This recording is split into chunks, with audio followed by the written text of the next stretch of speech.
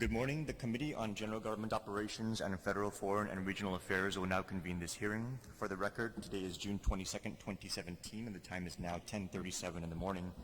In accordance with the Open Government Law, public notices for today's proceedings were provided to senators, stakeholders, and our local media.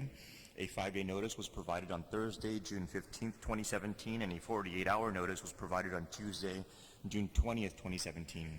The committee will be conducting an oversight of the Mayor's Council of Guam. And this morning, I'd like to take a moment to acknowledge my colleagues who are present. To my immediate left is the Vice Chair of the Committee, Senator Mary Torres. To her immediate left is Senator Tommy Morrison.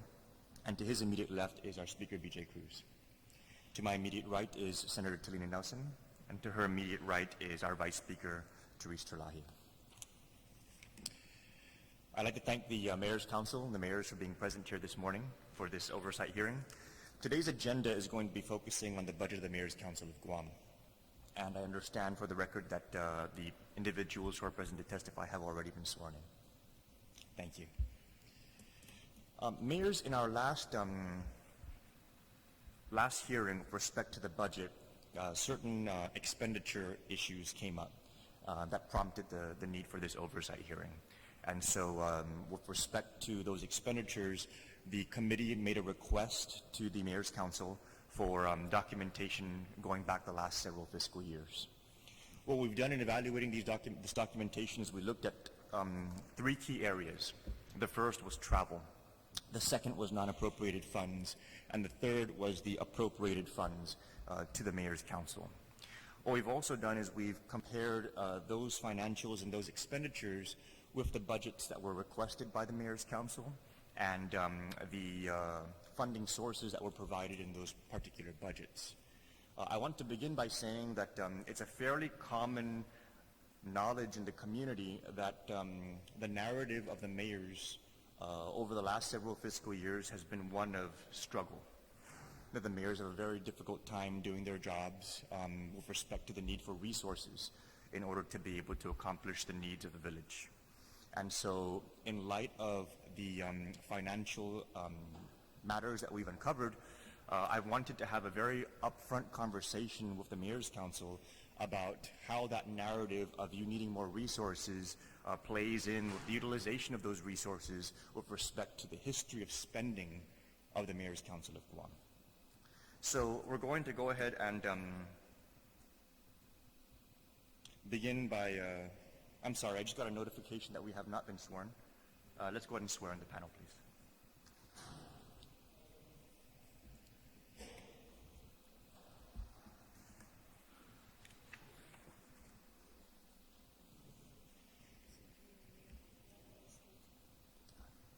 Whoever they like.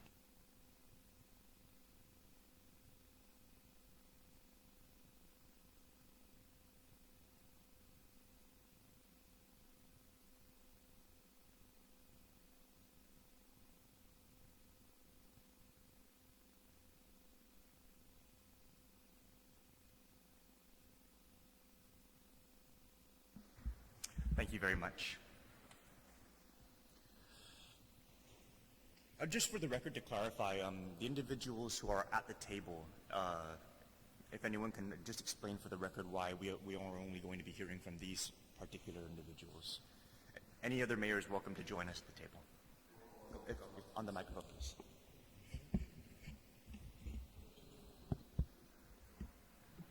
Actually, they're all welcome to come up and sit around the table. But right now, we do have the President of the Mayor's Council, Mayor Paul McDonald, the Vice President, Mayor Melissa Savars, our Secretary, Mayor Doris Lujan, from the Mayor of Tamuning, Tuman and Harmon, Mayor Luis Rivera, and our Treasurer is back behind us, Mayor Jesse Alec, but all of them are welcome to come up and participate if they want to.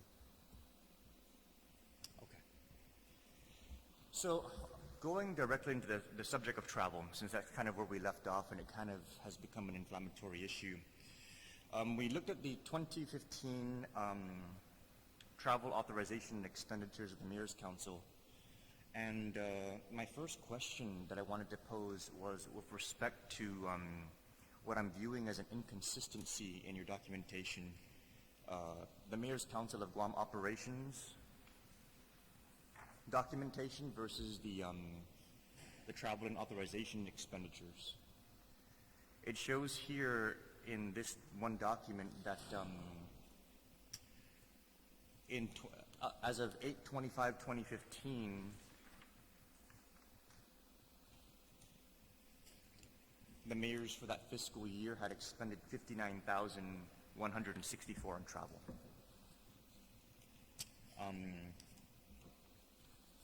But on the Mayor's Council of Guam operations statement, it's only showing a total expenditure of $35,278 in travel. And so my first question that I really want to clarify at the onset is the disparity. Why is it that your one report on your operations shows expenditures of $35,000, but your other report on authorizations shows $59,000? Senator, that could be attributed to the fact that the operations funds, which also covers the President's Contingency Fund and AMM, is in that total that you see of 59. Now, the other funds that you see is from the individual mayor's offices under the SMB and operations. Now, that amount is inclusive into the 59,000. We did not take it out, we just put a total amount together. But since you wanted a breakdown of each of the villages' expenditures, that's why it's showing there as such, because each village has their own separate expenditure. But the total amount that you see, where we combined everything, is that 59,000. The reason why I'm asking is because I'm trying to nail down the funding sources for all the travel. And in this fiscal year alone, we have an expenditure report that exceeds what the appropriation levels were for travel. And going back, we found that various funding sources have been used for travel expenditures that really stood out to me. I believe in 2015, the highway fund was used for travel. And between 2015 and 2017, the beautification fund was also used for travel. Yes, just to clarify, we don't actually have any travel budget per se. We don't submit that into the budget forms that from BBMR because we don't know exactly what villages or what mayors or vice mayors or even myself are going to be asked to go to these things. So it comes from the SMB, which you're correct, the Street Maintenance and Beautification and Operations Fund. If you spread that law and read it, it includes operational funds of each of the villages. Now, the operational funds for the MCOG, it's a lump sum, but we ourselves at the council break that down further into the President's Contingency Fund and the Association of Mariana Island Mayors and Operations Funds.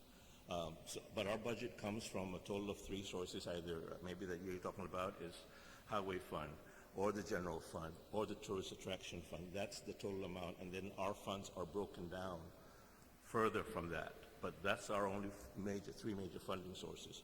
But when it comes to our budget, we break it down to the way it's the Street Maintenance Fund, the Island White Beautification Fund, the Ground Maintenance Fund, the Host Community Fund, and so it's identified there. But as far as travel, as you see from our budget, we don't ask for it, but the mayors and the president takes it out of their operational funds when it's needed to.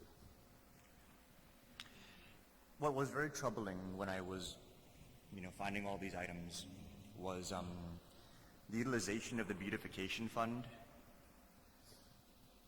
It's very specific. It's for the maintenance and beautification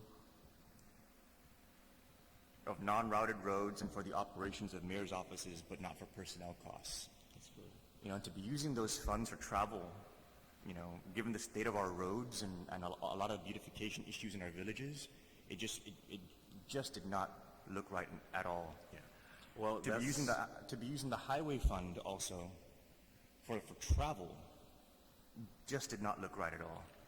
And the reason why I think it's important for us to have this conversation is because over all those years, you know, the narrative to our community has been, we don't have the money for this and we don't have the money for that. But then those very specific funding sources for very specific purposes in the villages were being used for travel.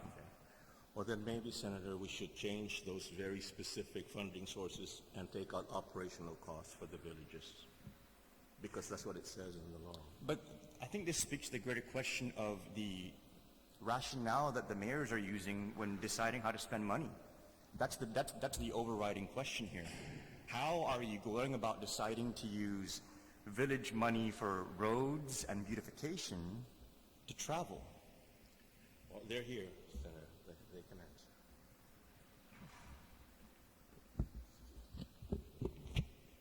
You know, Senator, it may be wise now that we include travel funds in the budget, if you'd like, so that we can make people realize that the travel that mayors go to are actually important to us and our constituents. We don't just go travel and travel for fun. We actually go and travel as ambassadors to our constituents or to people of Island. And Senator, I have documents here that justify a lot of our travels, if not all of our travels. We actually opened the gates for our mayors mayors in Asia.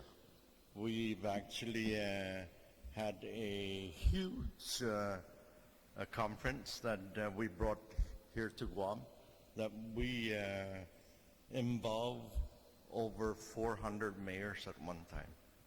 And that was the initial mayors conference that we brought to Guam. And we actually opened the gates for the mayors to travel and their constituents and their council members. To this date, we have travelers from the Philippines and throughout Asia that were given visas for 10 years. And as a matter of fact, it's expiring within this year. And the visa that was issued was close to 600 visas. And because of our affiliation with these mayors, we lost count of how many visitors have we started when we started up in the 2008, 2009. We've had 4 or 5 conferences that occurred here. I have a list, if you'd like to look at it, of over 400 mayors that have actually visited Guam, not to include their family members, their council members. So it's up to you guys. If you feel that our travel is not worth it, then take away our privileges or just stop us from continuing to affiliate ourselves with our neighbors and our families. If you feel that's not important, then by golly, stop us. For Ganya Heights, I have a list of programs and activities that occur every year since we've adopted the sister cityhood. I have basketball teams that come in here. We have baseball teams that come in here because of our affiliates with the Philippines especially, with Sinamay, with the Micronesia.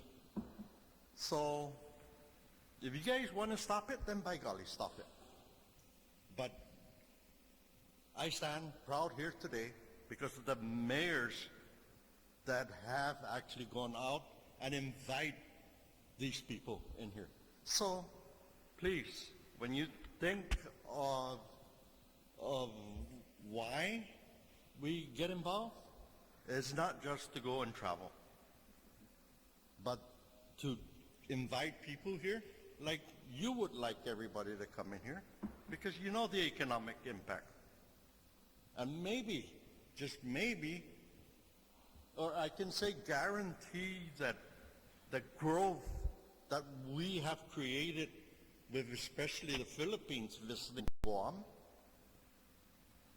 is why it's happening today. You compare the number of visitors coming from the United States just to visit Guam, and you compare the visitors coming from Asia today, and we are actually, Asia has grown to be the biggest people now visiting the island. And we don't just visit, or we don't just affiliate ourselves with the Philippines. We affiliate ourselves with China. We started it.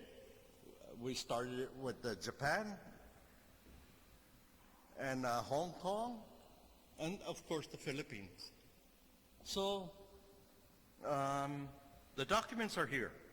The documents are here, and I'm sorry that you feel that way if you don't see the whole picture behind it.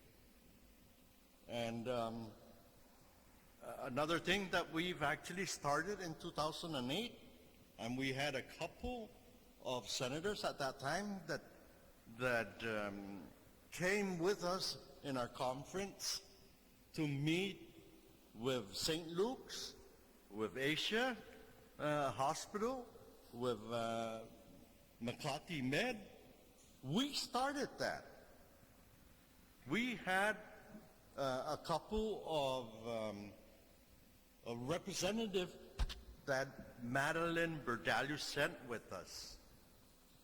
We actually even applied for Medicaid or Medicare to kick in to help our patients in the hospital. When we started out in 2007, the first time we visited the hospital, the patients' numbers were 30 to 60 patients a day. Today, it's over 300 patients. We actually have helped these patients from Guam find affordable health plan or health benefits in the Philippines, and it continues to grow. We found affordable apartment complexes that are now helping our constituents. We found people that can take our patients around, not only to the hospitals, but to get their food in wherever they need to go shopping in Manila. So when you look at the whole picture, I think $50,000 investment is much less than what we should get. And I'm telling you that to this day, patients that go and get treated in Manila are not getting enough help like we're providing them now with.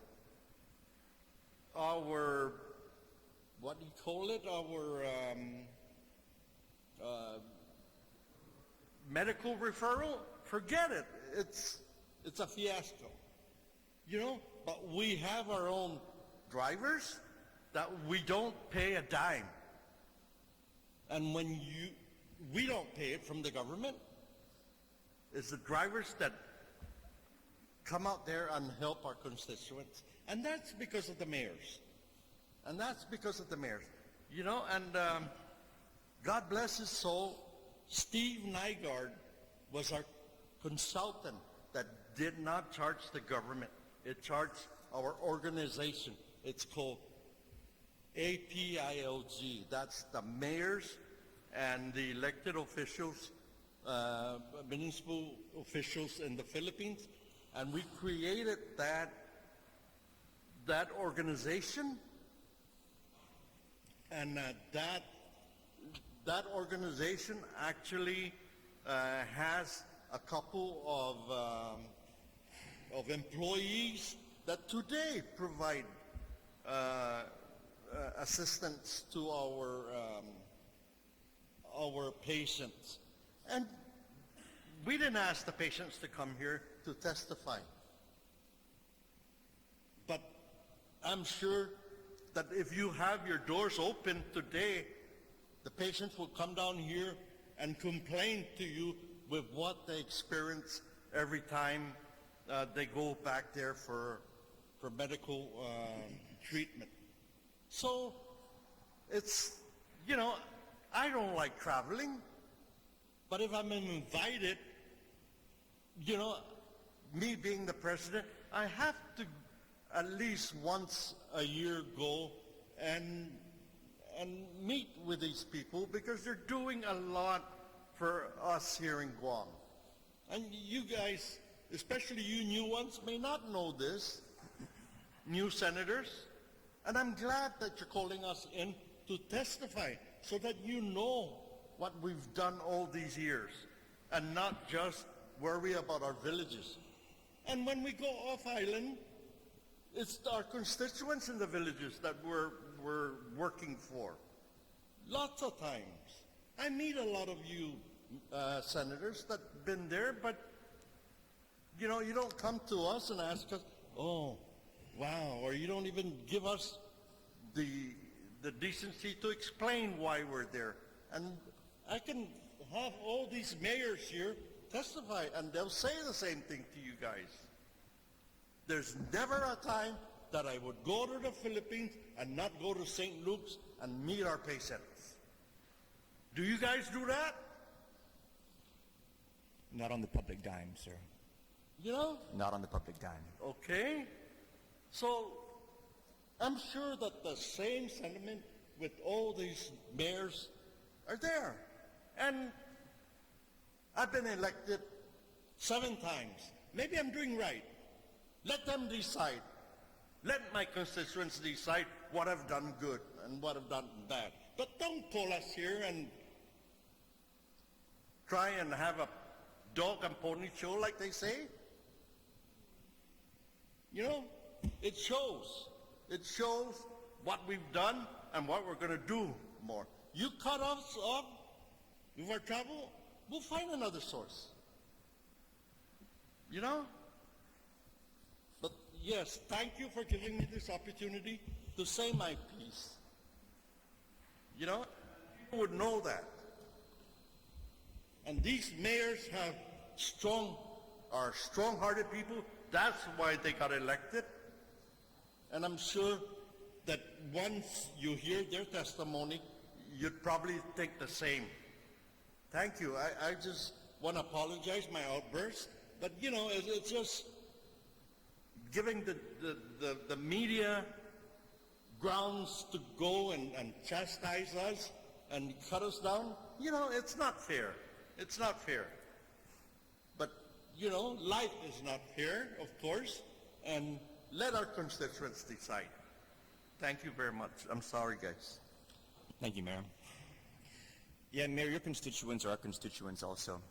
And, the reason why this hearing needed to happen and these questions need to be asked is because these answers are very important for us to really weigh and consider the overall financial picture like you're talking about. You see, during the budget process, we pass a budget for GVB, and their responsibility is to build the visitor market. Not the mayors. You're not supposed to be using highway fund money to go and get visitors or beautification money to go and get visitors. We already appropriate GVB money, $14 million just for marketing. And to hear now that on top of that money to market for visitors, we're spending highway fund money and beautification money for visitors, that is just not comfortable for me. And then to further travel money. To further hear, to continue our. No, if you feel that it's right, then if nobody does it, then fine. If you don't want anybody to do what we've been doing, then fine. But I'm asking you to do so if you feel that it's right. If you feel that it's not right that what we're doing, then take it away. Okay? And if you want to restrict us to stay in our villages, then we're not a bunch of kids. You know, we know what we're doing. And we're doing what we can because you guys are not doing it. You know? So, I have some documents here that if you want to look at it, then by golly, look at it. If you don't think it's worth it, then don't look at it. But if somebody can pass it out, Yeah, we'll definitely have the committee, okay? please retrieve the documents It's from the mayor here. and make a copy. And like I said, what's his name? Steve Nygaard had passed away. He had all our files, and we couldn't retrieve it because it's locked in the system. And the wife moved out of but what I can gather here is what we have on hand. And I have a quarterly newsletter that we pass out within Agana Heights to show you what our activities are, what our expenditures are. And I'm sure that the other mayors would have the same, all the documents that we have. We do have a lot of activities like our summer camp that is non-appropriated, it's self-supporting. We have our after-school program that is non-appropriated again, it's self-supporting. Several of the mayors here continue to clean parks that we have in our custody that is non-funded. So, you know, we have to go and find our own resources to maintain these parks, to keep it clean, like the Tuhan Park, the Triangle Park. Not one dime is appropriated for Agana Heights to continue to maintain it. Because of the vandalism that's going on every week, we have a lot of homeless individuals that make the park their home. But I believe that the Tutuhan Park or the Triangle Park in San Ramon is one of the most used park for parties, for gatherings, and it's beautiful because we keep it and we're very proud of it. And a lot of these mayors, if not all of them, have parks that they also are very, very proud of. You know, and again, we have no funding for that park. It's still, we keep it clean with our sister city, like Naval Hospital and Anderson Air Force Base. So, you know, we do whatever we can to go on with making our villages beautiful and usable. The gaming funds help us out a lot. I've renovated the gym floor. The gym is 30 years old, Agana Heights Gym, but I have not closed it down from usage. It is one of the busiest gym on the island, same as the baseball field. The lights have been kept on since I became mayor 25 years ago. And this is because we need it. People need to go out and have good sports activities and healthy activities. So, you know, putting this all together, it's $50,000 a year to question us with that. You know, again, I'm glad that you're having an oversight so that everybody knows the true business that the mayor has every day. You know, I believe I spoke too much already. I'd like to give everybody a chance to. And you know, I'd like to if you'd ask, to Mayor, if you could please give me a chance to Okay. continue my... Thank you. Thank you, Mayor. So earlier you brought up also how one of the justifications for the travel is to try and create a more convenient medical referral operation. And I'm glad that you mentioned that so that our budget chairman can hear that and factor that into the greater question of what exactly is going on at the medical referral office if the mayors feel like they need to be using highway funds and beautification funds in order to subsidize something that is already funded. And Mayor, you just recently testified that you have no money for the park, or that you're not spending public funds for the park. But Mayor, a total of $62,756 from fiscal year 2015 to 2017 has been spent from the Tourist Attraction Fund that goes to the mayors for beautification to include those parks. You folks have spent $62,000 of that money, that beautification money, on travel. And that's why we're having the conversation. Because if you're spending that beautification money on travel, perhaps if you didn't travel, you would have the money for the park. And I've heard those statements over the years about how there's no funding for this and no funding for that, and we're just making it happen. But when I dig through all this and I see that the funding was there, but it was spent on travel, it makes the conversation a lot more difficult to swallow. Well, if we didn't have a visitor come in, maybe we won't have this for CBB. Senator, can I clarify though? Our budget, when our funds are given to us and appropriated in the budget bill, they only come from the three sources: general fund, highway fund, or tourist attraction fund. If you're not aware, even personnel costs are taken out of highway fund. So if the highway fund is only for maintenance of highway, why are we paying personnel costs out of that? It's coming out of the very budget that you guys give us. We don't use, where else are we going to get the money? If it's only those three sources and it's broken down to all these four categories that you give us, it's coming from this legislature. It's not us deciding where we're going to get that money from.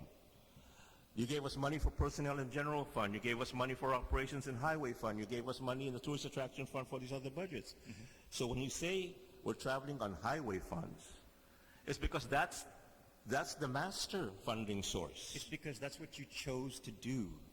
You did not have to travel. You could have used that money to fix your villages. Senator, And yes, that's why we're you're having this correct. We do not have to travel. But you're an elected official. These are all, if you want to deny anybody to travel, deny my position to travel. Because if you look at the travel, you're going to say, I'm the one that's the frequent flyer. And that's not my choice. I fly and go because the mayors asked me to go, either to be with them, to coordinate things for them, or to represent the president, because if you look at his arm, he has these two big bumps on his arm. There's many times that he cannot travel because of a medical condition.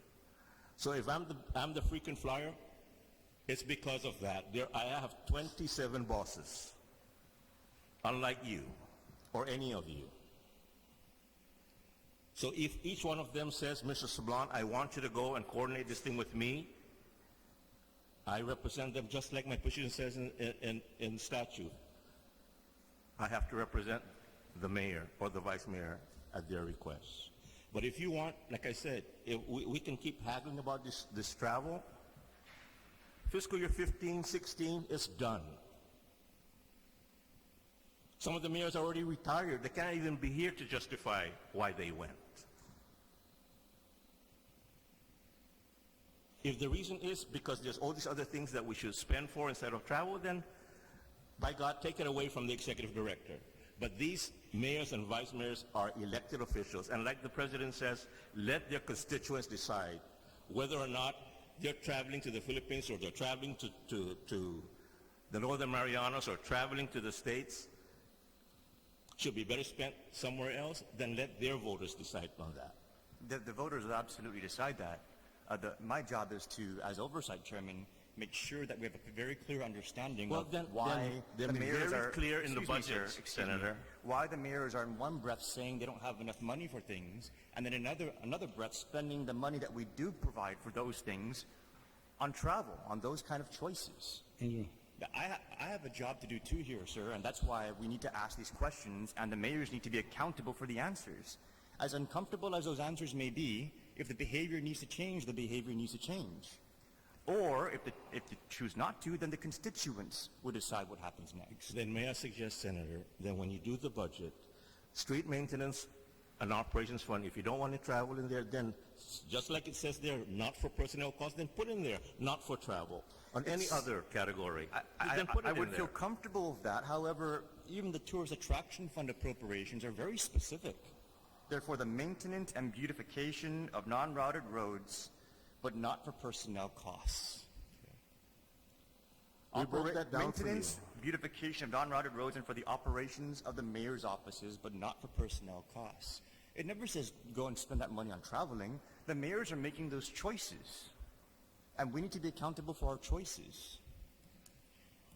In FY 2016, one of those choices was to send 3 maintenance workers, 1 administrative assistant, and 1 recreational leader to La Trinidad, Philippines.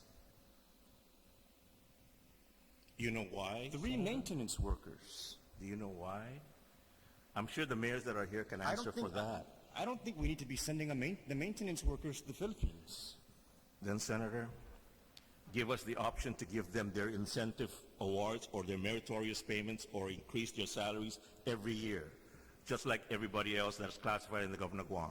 Some of these workers so you're work for... testifying now that the mayors are making these choices in lieu of compensation? You're giving out trips in lieu of compensation? It's not giving out trips, Mayor, but it's an incentive to... These people work hard. Some of them have worked 8, 10, 20 years in the same Every job. maintenance worker in this government works hard.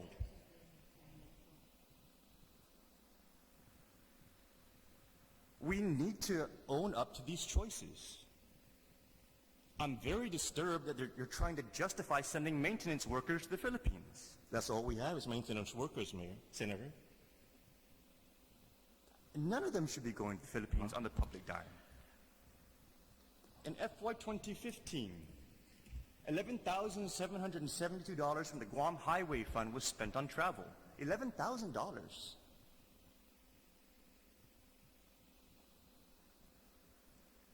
We get calls all the time from your own constituents in your villages about your roads.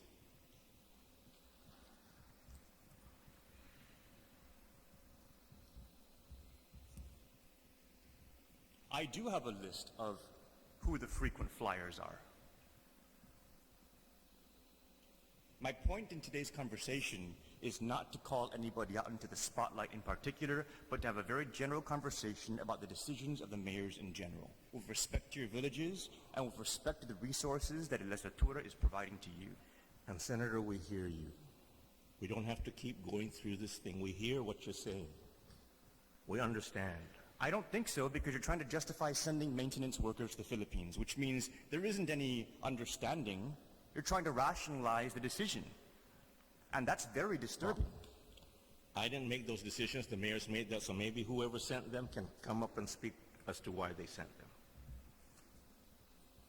Senator, I'm one that frequently travel to the Philippines. If peace, goodwill, and humanitarian that we bring to them. Because if you look at the population here in Guam, Senator, almost 50% are Filipinos. So we become the link to these families that are back there and vice versa. We bring messages to the families back there.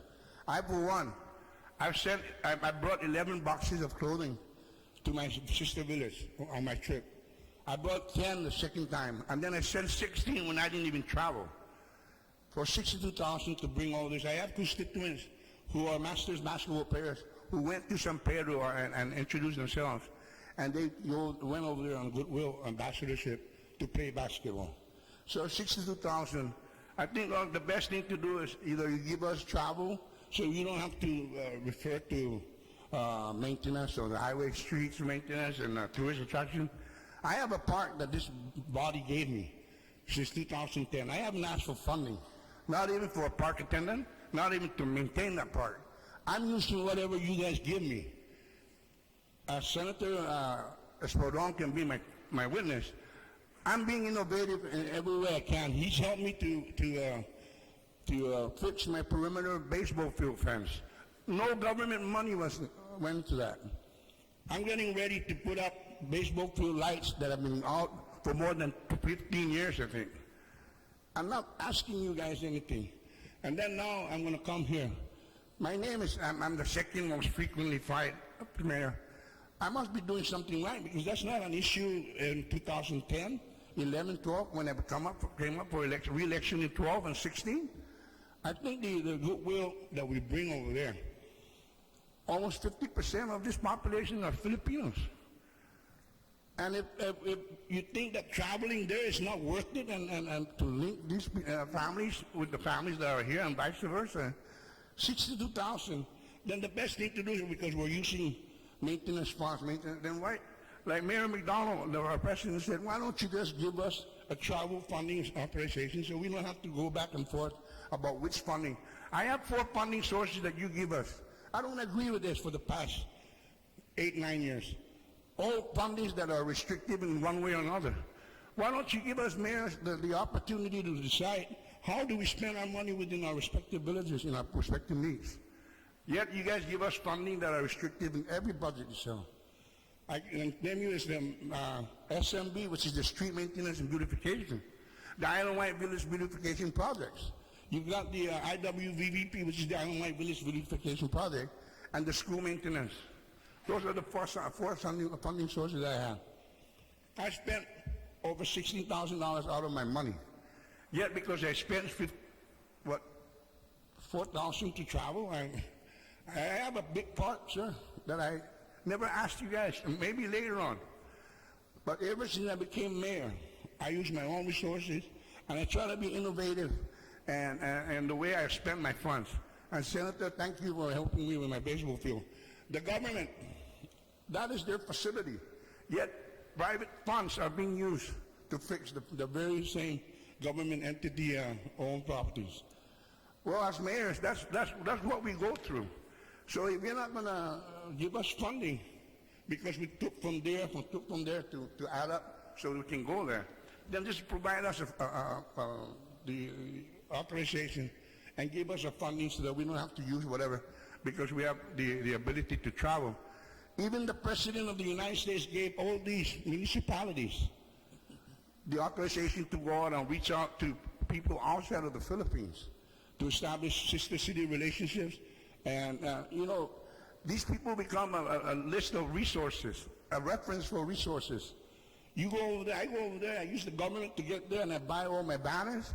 My raffle tickets, what cost me, it cost me only $500 to print 6,000. When I printed here in Guam, only 200, 2,000, I paid $500. I want to help our economy, senators, but not at the expense of my money. You guys talk about NAF. I go there, the money that I realize in savings goes right back to my community. Everyone that chastises us mayors that travel are the ones that don't like us at all. But those that do support our endeavors, they support us in our endeavors. Otherwise, we would have been voted out because of our travel endeavors. But I use this government. When we get invited, Senator, if I invite you to my party and you just turn me down, you're not being racist inviting. If you have a legitimate reason why you don't want to come, then we can understand.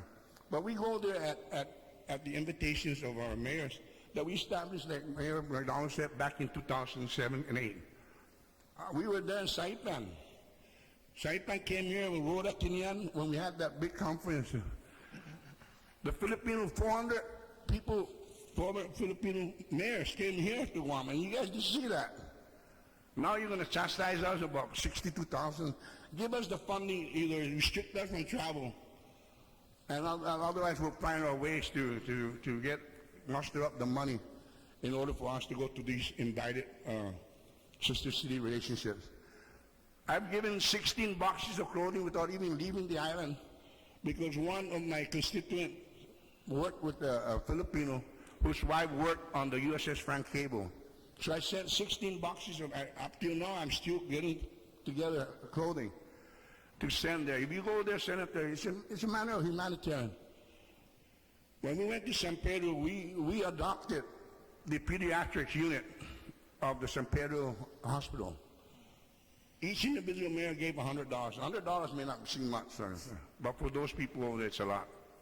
I donated $300 out of my own pocket on top of what we mayors collectively put together. We adopted that. So that's a humanitarian gesture. That's a goodwill gesture. When my constituent went over and played basketball, it's a linkage. They come here, and the people that live in that municipality are going to be happy that we pay tribute and visit to their hometown, because not every Filipino have the ability to travel here and see their family because of the visa restrictions. But if you're going to chastise me for, I'm going to be penalized because I used $5,000 for travel, yet I used $16,000 out of my own personal funds to do my job, then restrict me from traveling. But if we're going over there on an invitation, and like I said, 50%, almost 50% of this population are Filipinos.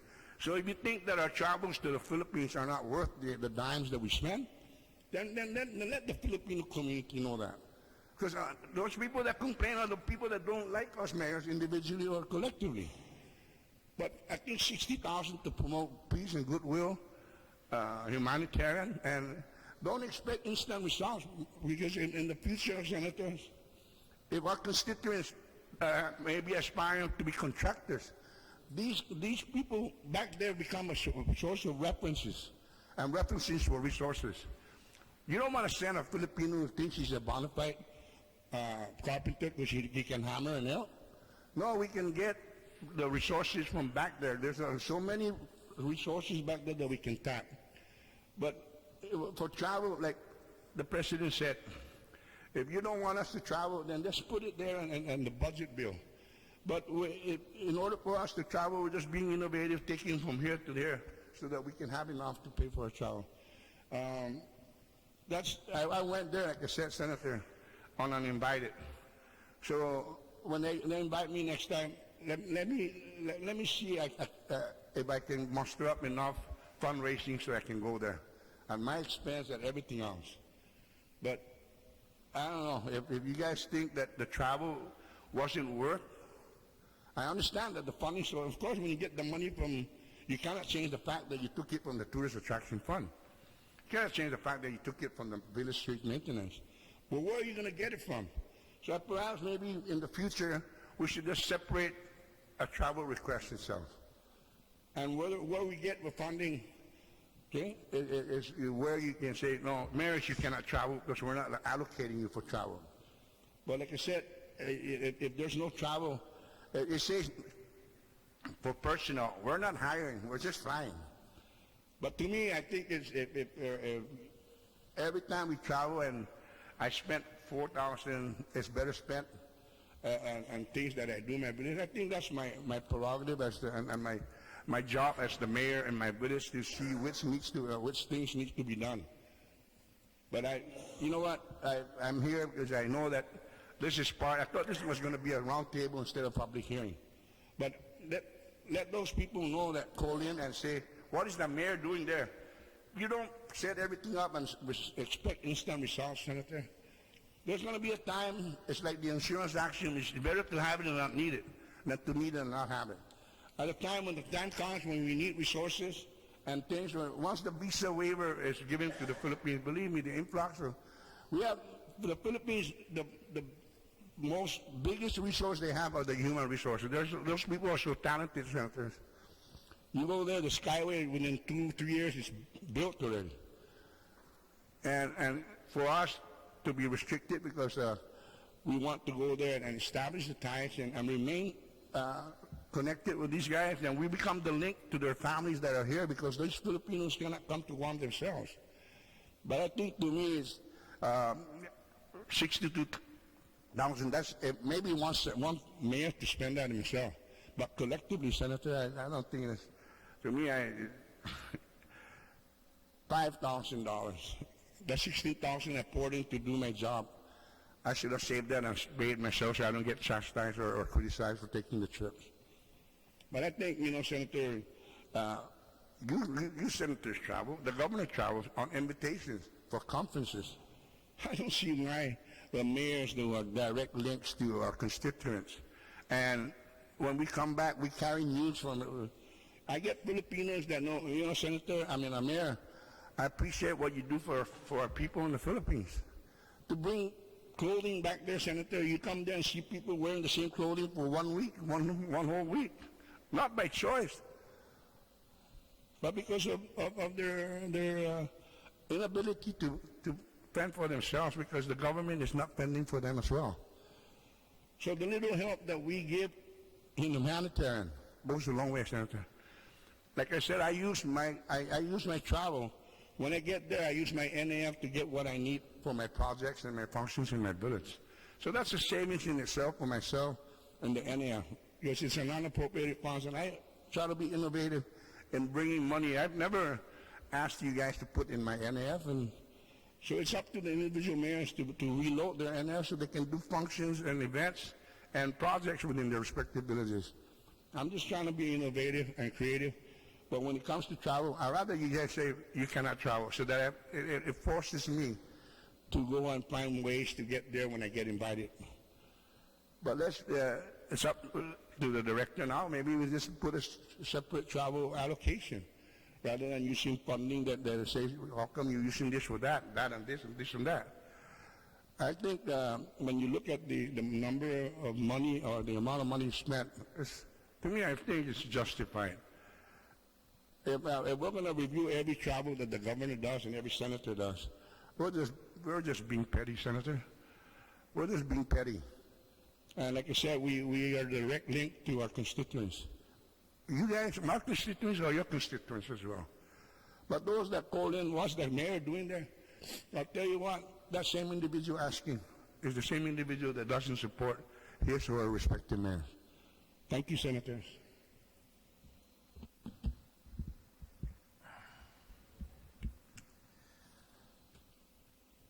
From FY 2015 to present, $179,766 was spent by the Mayor's Council on travel. I can empathize with the statements about having to put out money from your own pocket for the people. I think a lot of elected officials do that. That was the biggest line that we got from the mayors as to why you guys got a $20,000 pay increase.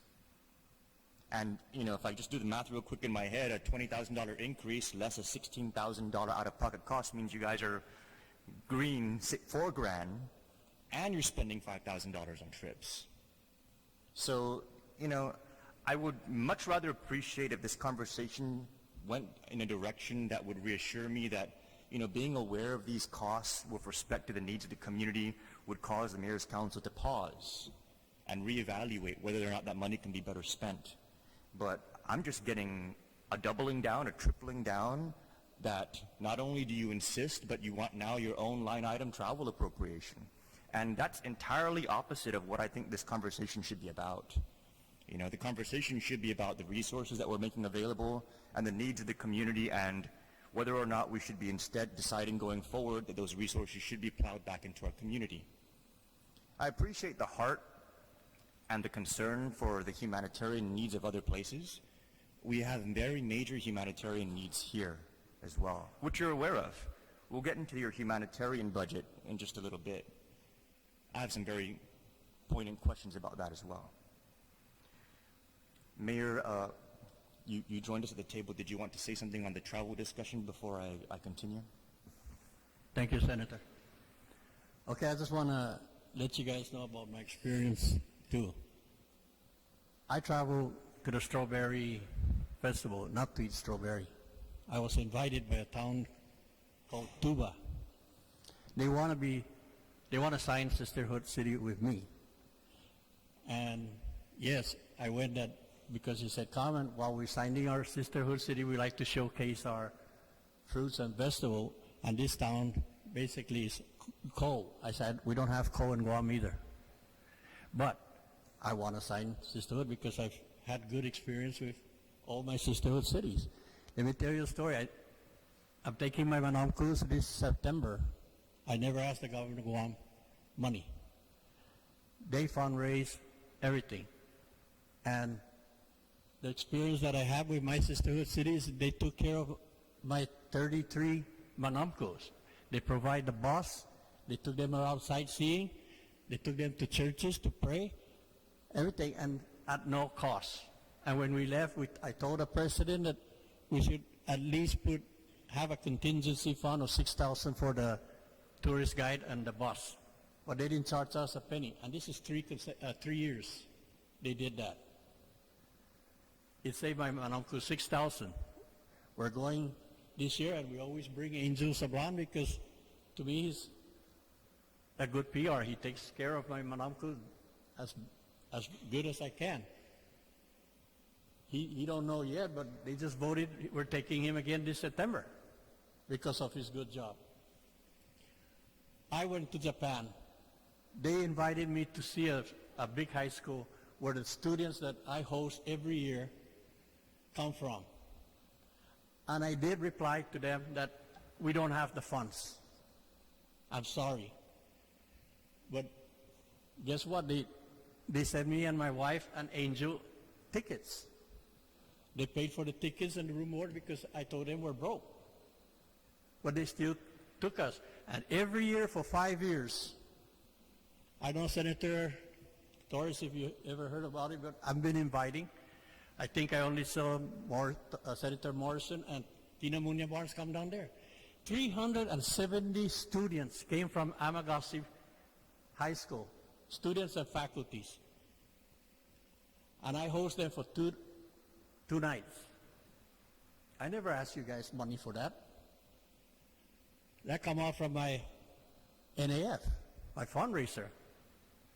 And I got an NAF that it's all from my fundraisers. And yes, maybe we use the beautification money to go to the Philippines. But by God, I clean my village up, even if I have to use my own money to pay it back. I don't neglect my village to go travel. And my wife goes with me every year, and I pay for her trip. In the media, they said we're paying for our wives too, our spouse. I don't think there's any mayors here yet that pay for their spouse. So senators, we make ends meet in our village. Whether we use the money from the street beautification funds, but we keep our village clean and everything. Now, if you like it, like our director said, if you don't want us to travel, then by all means, put it out. We'll still go. We'll probably fundraise ourselves. But you guys don't realize how many people we're bringing back in from our sisterhood into this island. Because why? When we invite you guys, you don't show up. So, I invite senators to see what we're doing in our village. Okay, thank you. Mayor? Good morning. I know a lot of time has been spent on the sister cityhood and of course the travel back and forth to the Philippines. On our side in the village of Agate, yes, of course, we've traveled a few times. I've traveled for the Strawberry Festival, and I've also traveled to Kampang. And these trips are not only, I feel, this is just me personally, I don't feel that they're just to go and eat strawberries or to go and learn how to plant strawberries, but they're really the relationship between the links between the islands and also, the most important part of why I'm here, I'm not going to take too much time, I just really want to point out that our trips are also twofold for us in Agate. We just hosted the 11th Annual Mango Festival. And at the same time that we're also back there, for the sister cities, we're also preparing, we're getting, I believe in supporting local first off, but when you're spending and you can actually get the savings, of course, back there. So one T-shirt here on Guam would cost us $6-7 a T-shirt, right, for a 5K, and that's a free shirt during our 5K. And when you can buy it over there for $1 and bring it over here and give back for free, then in a sense I'm also saving and I'm also giving back into my constituents. I'm also putting that money back into my NAF. So if we spent in agate, for example, $3,000, $4,000 because of per diem and flight, at the same time in my Mango Festival we were able to make almost $12,000 in profits back to the NAF. And all of that money, of course, that was granted was taken out from those accounts that you're pointing out, from the SMB account. It went right back into the NAF, which is our non-appropriated funds, which also goes back to our Menumpos, which also pays for any one of our constituents who comes in and says, Mayor, you know, I'm leaving to the Philippines and I need some assistance for funding. That's the same account that we actually assist our constituents with. So it's not just to go back there, of course, and we try and fully maximize our trips while we're back there. And like Mayor Ernest was talking about earlier, he goes back there and he purchases things for his crab festival. When you're purchasing things here on island at such a high rate, and you go back there and at the same time you're also working for your community and you bring it back and you show the value to your community, then I think that's where it stands out. We're really bringing back that money plus more into our accounts because we're able to show that there's that significant savings because of course, the lower costs. So again, I don't really want to talk too much. I support our colleagues in our efforts and what we've done. It's not about having fun. As a matter of fact, most of the times when we're back there, there's really not too much fun because then, you know, we end up getting hosted all the time, and then at the same time we're trying to figure out how we're going to be able to bring back more things to benefit our communities as a whole. Now, whether it's different projects from recycling projects to on how to make things and how to be more creative so that our constituents can make money themselves, then that's what we're doing also as well. And again, the numbers which show, and I apologize, I don't have my numbers, but I think a copy of our numbers were provided to the legislature for your review and GVB for the Mango Festival, and the profits are there. And when you see the high profits, it's because we were able to bring in items for sale, whether it's a mug that was purchased for $1 and was sold for $5, or whether it was a T-shirt that was brought in for $2 and was sold for $15, for example. There's money that was being returned back into the community. It was just not a fun trip, or you know, we're going to go and eat strawberries or pick mangoes. There's really different things, and that's I'm sorry. That's pretty much what I have to say. Thank you.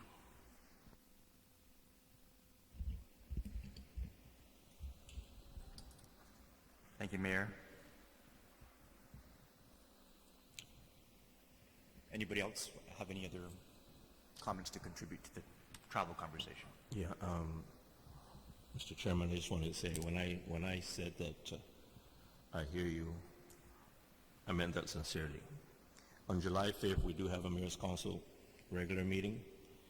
I can assure you that I'll have this put on the agenda, and we'll come up with a final resolution as to how the mayors want to handle travel. It may come out that they'll decide that there'll be no more travel out of any of these funds, or anything like that, but we'll come up with some decision on July 5th when we have our meeting of the council, and we'll present that to you.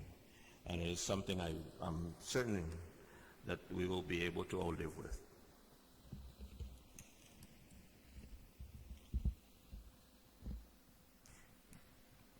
One of the things that I really like to do when I talk about an item of concern is I like to put it into context. From 2015 to 2016, $179,766 was spent by the Mayor's Council on travel. Do you know how much the mayors spent on humanitarian assistance in their villages for the same period, including your non-appropriated funds? For your own people in your villages, for the same period, you spent $50,555.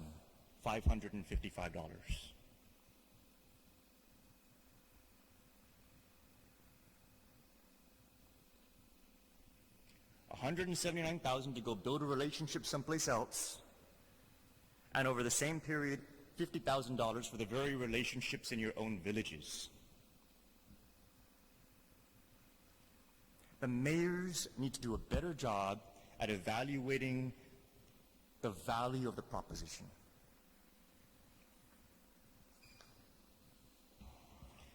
There is a maximum amount of $500 that can be spent on a request for humanitarian assistance, Senator.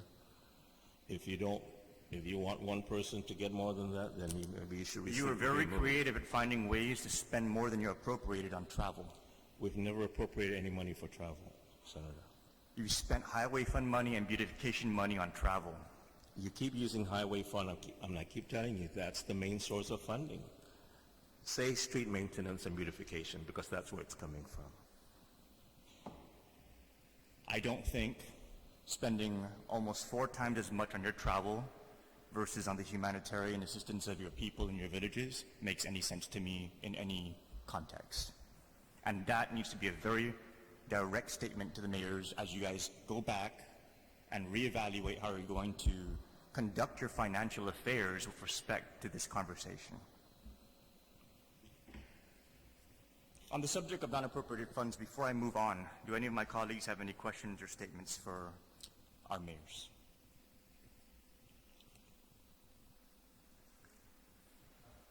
We're still on track. Yeah.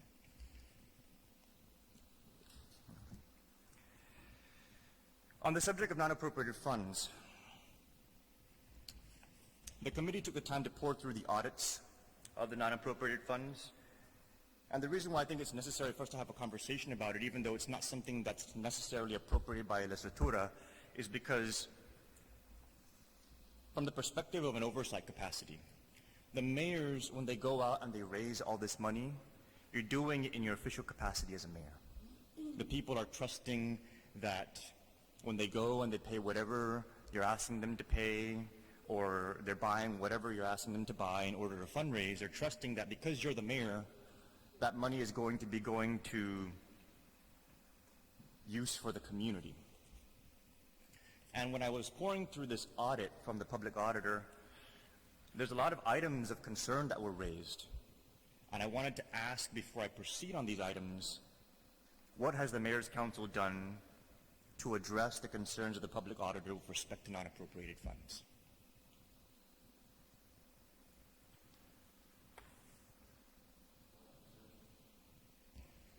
Are you talking from this fiscal year 16 audit, Senator?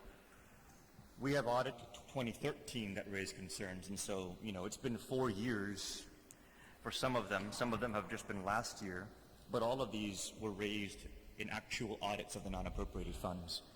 Yeah. So in light of the fact that this is basically money held in trust by the mayors on behalf of the people of your villages in your capacity as mayors, what has the Mayor's Council done to address these audited concerns? Well, as far as the audit findings, you'll find out from 15 and 16 that the auditor actually issued a clean opinion for the non-appropriated funds. What we've done as far as the Mayor's Council is concerned, which was a concern of the auditor, is that we needed to come from the Mayor's Council a uniform policy, SOP, as to the use of these non-appropriated funds. We have done that.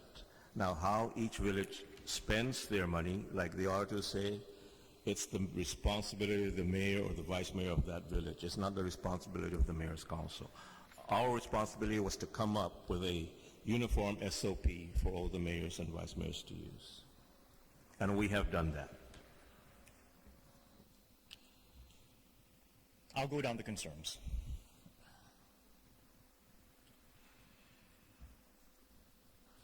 From FY 2013 to 2016, there were 4 instances of untimely deposits of your NAF money, sometimes several months late. From FY 2013 to FY 2016, $97,737 in funds did not have proper receipts. In FY 2014, 8 villages did not issue receipts and 4 villages could not validate deposits. I'm hoping that's been resolved. $42,944 in questionable procurements where procurement procedures were not followed with regards to obtaining comparative prices. FY 2016, $7,000 of checks made payable to cash. FY 2016, $1,034 in bad checks were written. In FY 2013, through to FY 2016, food and catering went from $138,000 to $208,000. In FY 2016, $4,500 was spent on bonuses and incentives. $40,305 was spent on humanitarian assistance. $35,750 was spent for stipend, fee, and per diem. These are all the items that were cited by the auditor over the course of those years. And while I understand that you've adopted a standard operating procedure, I'm just concerned that these occurrences are a reflection of the fact that the community's concerns about the use of these non-appropriated funds is valid. What I did not find, and what I'm hoping we can clarify in this conversation, is the accounting for the casino and the cockfight operations that were being conducted with respect to the village fiestas. Because I understand that you centralized your casino and your cockfight operations in Tizan, and that they were being centralized there on behalf of your individual villages' cockfights and casino for your fiestas. But I could not find the itemization for those particular monies in any of the documentation that you provided. So is there a way that you can account for the revenues that were received as non-appropriated fund revenue for the casino and cockfight activity of the village fiestas over the years?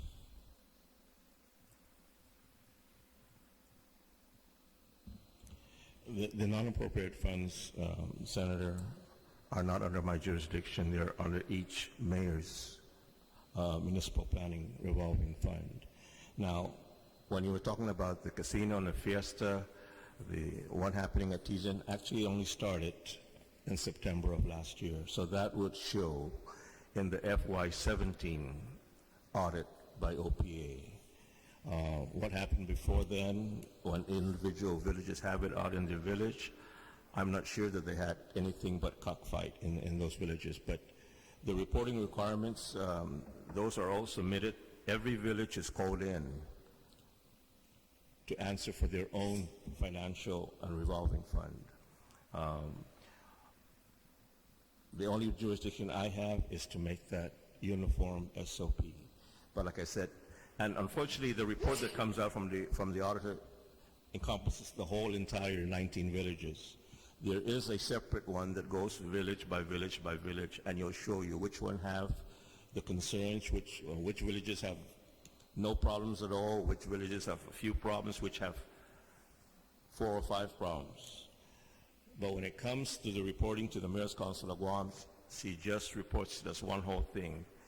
And you would have to find the individual audits of each of the villages, which I think is also on their website, that shows how they report their finances. I was not able to itemize the cockfight and casino non-appropriated funds. Yeah, it also depends on how the auditor itemizes those things. I heard you say something about commissions and stipends. I'm sure this commission, she was talking about the payments made back to the Queen candidates as far as their share when they sold the raffle tickets. I'm sure that's what commissions are for. Stipends, each mayor has to answer for what those were. Some mayors do still pay their MPCs a stipend if they are able to. As you know, we don't do it out of our budget. I want to keep the conversation focused on my cockfight and casino question. Why is there not a specific report itemizing the revenues that are received from those activities?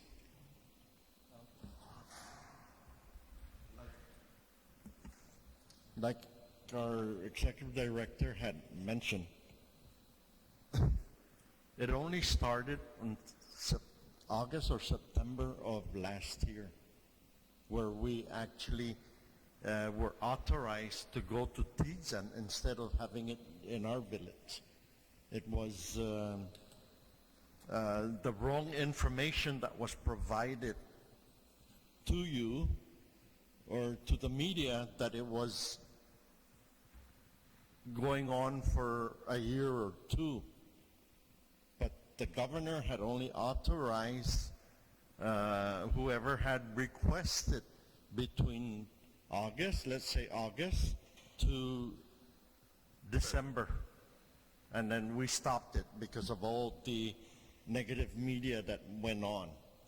So not every village, 19 village, took that opportunity because their activity or their fiesta had not fallen in between those months. So the audit does not show that. But those activities were authorized even prior to that centralization in Tizan. The mayors were still hosting those activities even prior to it being centralized in Tizan. It should still be accounted for in terms of the revenue that was brought in for any cockfight activity going back even the last several fiscal years. We didn't have any cockfight that went on in Tizan. No, but in the individual villages, there still should be an accounting for the revenue that was generated in the individual villages. If the cockfights were taking place in the villages. Oh yes. But yes. there's still no accounting for any of that in the If it went non-appropriated on fund. in the village, yes, if there was a cockfight in the village, then yes, it should go on. But there's nothing. But it won't show until this year from the auditor. Our audit actually is 12 months behind. It does not show until next year or this year. But for all the activity prior to the last 12 months, there should still be, It should be showing, yes. and there, I have not seen anything from the mayors with respect to an accounting of the money that you're bringing in from the cockfighting or casino activities in your villages, whether it's centralized up at Tizan or whether you're hosting it in your individual villages. They should be showing at least the 4% that's collected from to submit for revenue and tax for the gaming. We're not seeing any of that. What we're also not seeing that was alarming was that certain villages are not paying their taxes on the senior center bingo fundraising proceeds.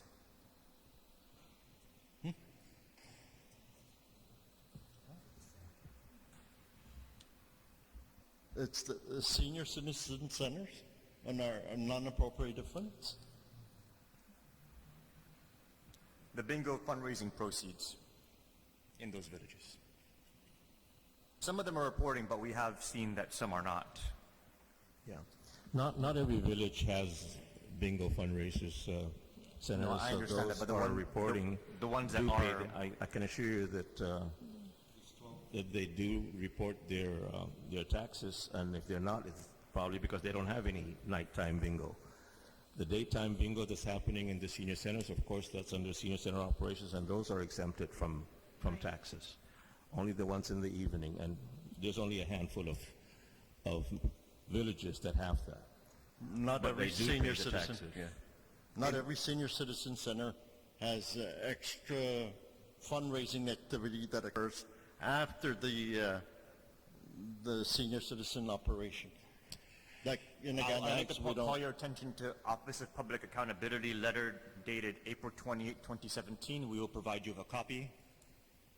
I won't say the specific village out of courtesy, but in FY 2016, a new finding was also identified for Village X pertaining to no taxes paid on $16,000 senior center bingo fundraising proceeds. Additionally, taxes have not been paid since the inception of the fundraising account. And that is for one village. That is for a village, yes. There's another village that's named here, and the findings say Village Y, non-appropriated fund, is also operated by a nonprofit organization, and the nonprofit organization has not completed all required DRT filings since 2014 and was not audited.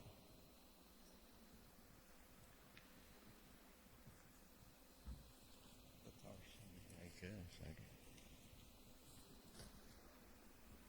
These non-appropriated funds are a serious area of concern because if you weren't a mayor, you wouldn't be able to raise that kind of money. I mean, maybe you might be like a really prolific fundraiser as an individual, but the people trust the mayor. And so when we're going to be allowing for non-appropriated funds to subsidize the mayoral activities, and the mayors are, using their office and the trust associated with that to be able to generate those funds, we need to make sure that there is no cause for question with respect to the paying of the taxes or how the money is being accounted for. I wanted to ask a very specific question, and it has to do with non-appropriated funds and appropriated funds, because apparently, and this one kind of, took me back also, apparently $10,250 in appropriated funds was used for humanitarian assistance by the mayors. I'm assuming that that's, someone coming in and saying, Mayor, can you please help me? Well, for many things that they come in and ask you for, they come and they ask us to. We don't get a special appropriation for that. But apparently $10,250 in appropriated money was spent on that, on top of an additional $40,305 in non-appropriated funds. And I wanted to ask because, that's a lot of money. And I was actually very surprised when I was reviewing all of this that I found that there's actually a section in public law that authorizes the humanitarian services and limits it to $500 each in terms of assistance. And I wanted to ask, how do you go about deciding who gets the money and who doesn't?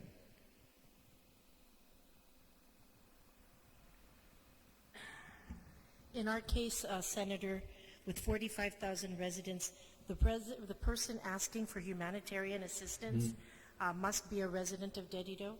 They must have our NAF, our humanitarian assistance is paid through non-appropriated funds, and our Municipal Planning Council voted to accept two particular requests. One for off-island medical referrals, and those referrals, it must have a referral from a licensed doctor, physician on Guam, and they must be a resident of Dedido. The rate that was approved by our council is $200 per resident per year.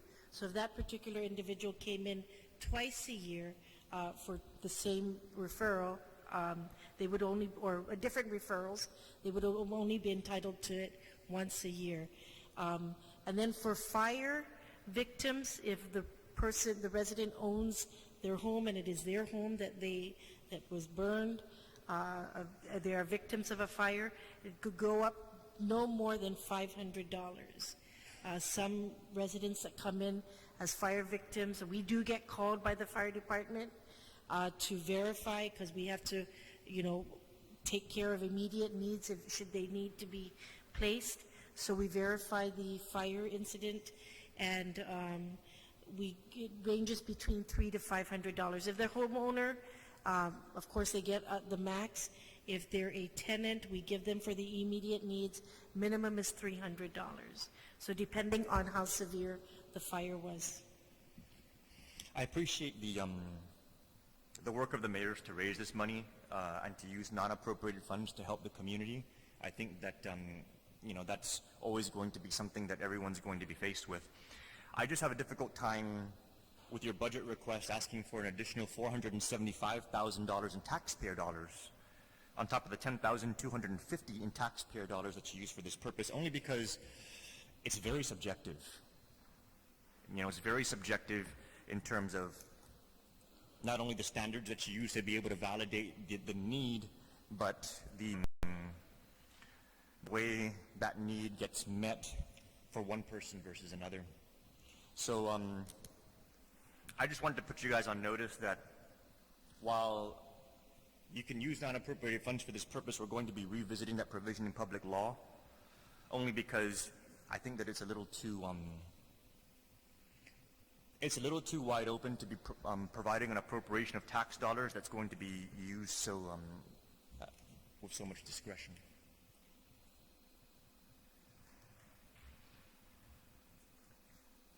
So to close off my non-appropriated fund discussion, I'm sorry, one more question on the humanitarian assistance. I noticed that there's a loan repayment. Are loans being given out for humanitarian assistance? We have here, there's an itemized section here for humanitarian assistance loan repayment. Are those handled at a village level? So some individual mayor might have given out a loan? All non-appropriated funds, Senator, are village level, except for the MCOZ revolving fund.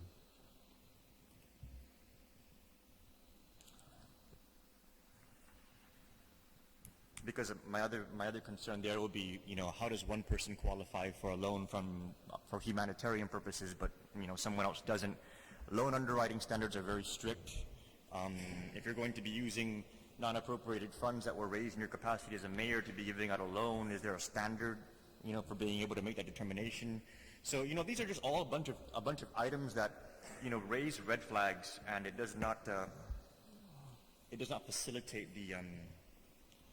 If I was aware of it, Senator, I could probably explain it to you, but I am not, so maybe a letter The to committee will provide at the conclusion of the oversight at a later date, we'll provide them with a copy of the findings. or maybe a direct letter to that mayor that's involved, so can get the answer.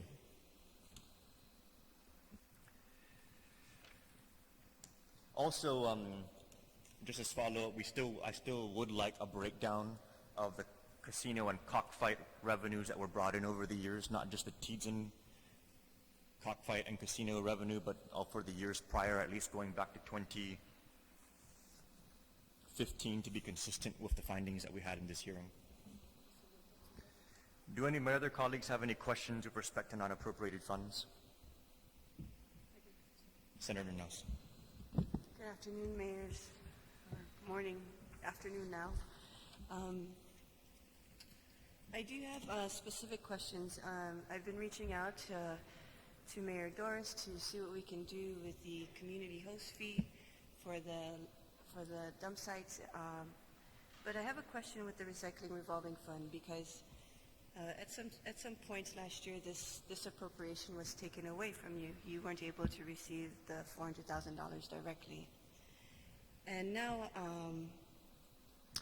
I don't see it in any of the previous appropriations. So I was wondering if you can provide a breakdown on how the recycling revolving fund money was spent, what you used it for, because I don't see it in the budget here. Well, the reason why you don't see it in our budget is because we've never asked for money from the EPA recycling fund as part of our fiscal year budget. This is money that is given to us directly from EPA. Okay, so can I get a copy of it? Sure, Any and amount? the Okay. amount that actually was de-obligated last year, it's around, I have the exact amount, $444,290 that they took back And how to many EPA. years were you receiving this? Was it just... It's different amounts How many per years were you year, receiving from the recycling revolving fund? since back in 2011. Okay. Can we get a copy of the breakdown for those Sure, since 2000? yes, Thank you, sir. yes. And then in one of the reports,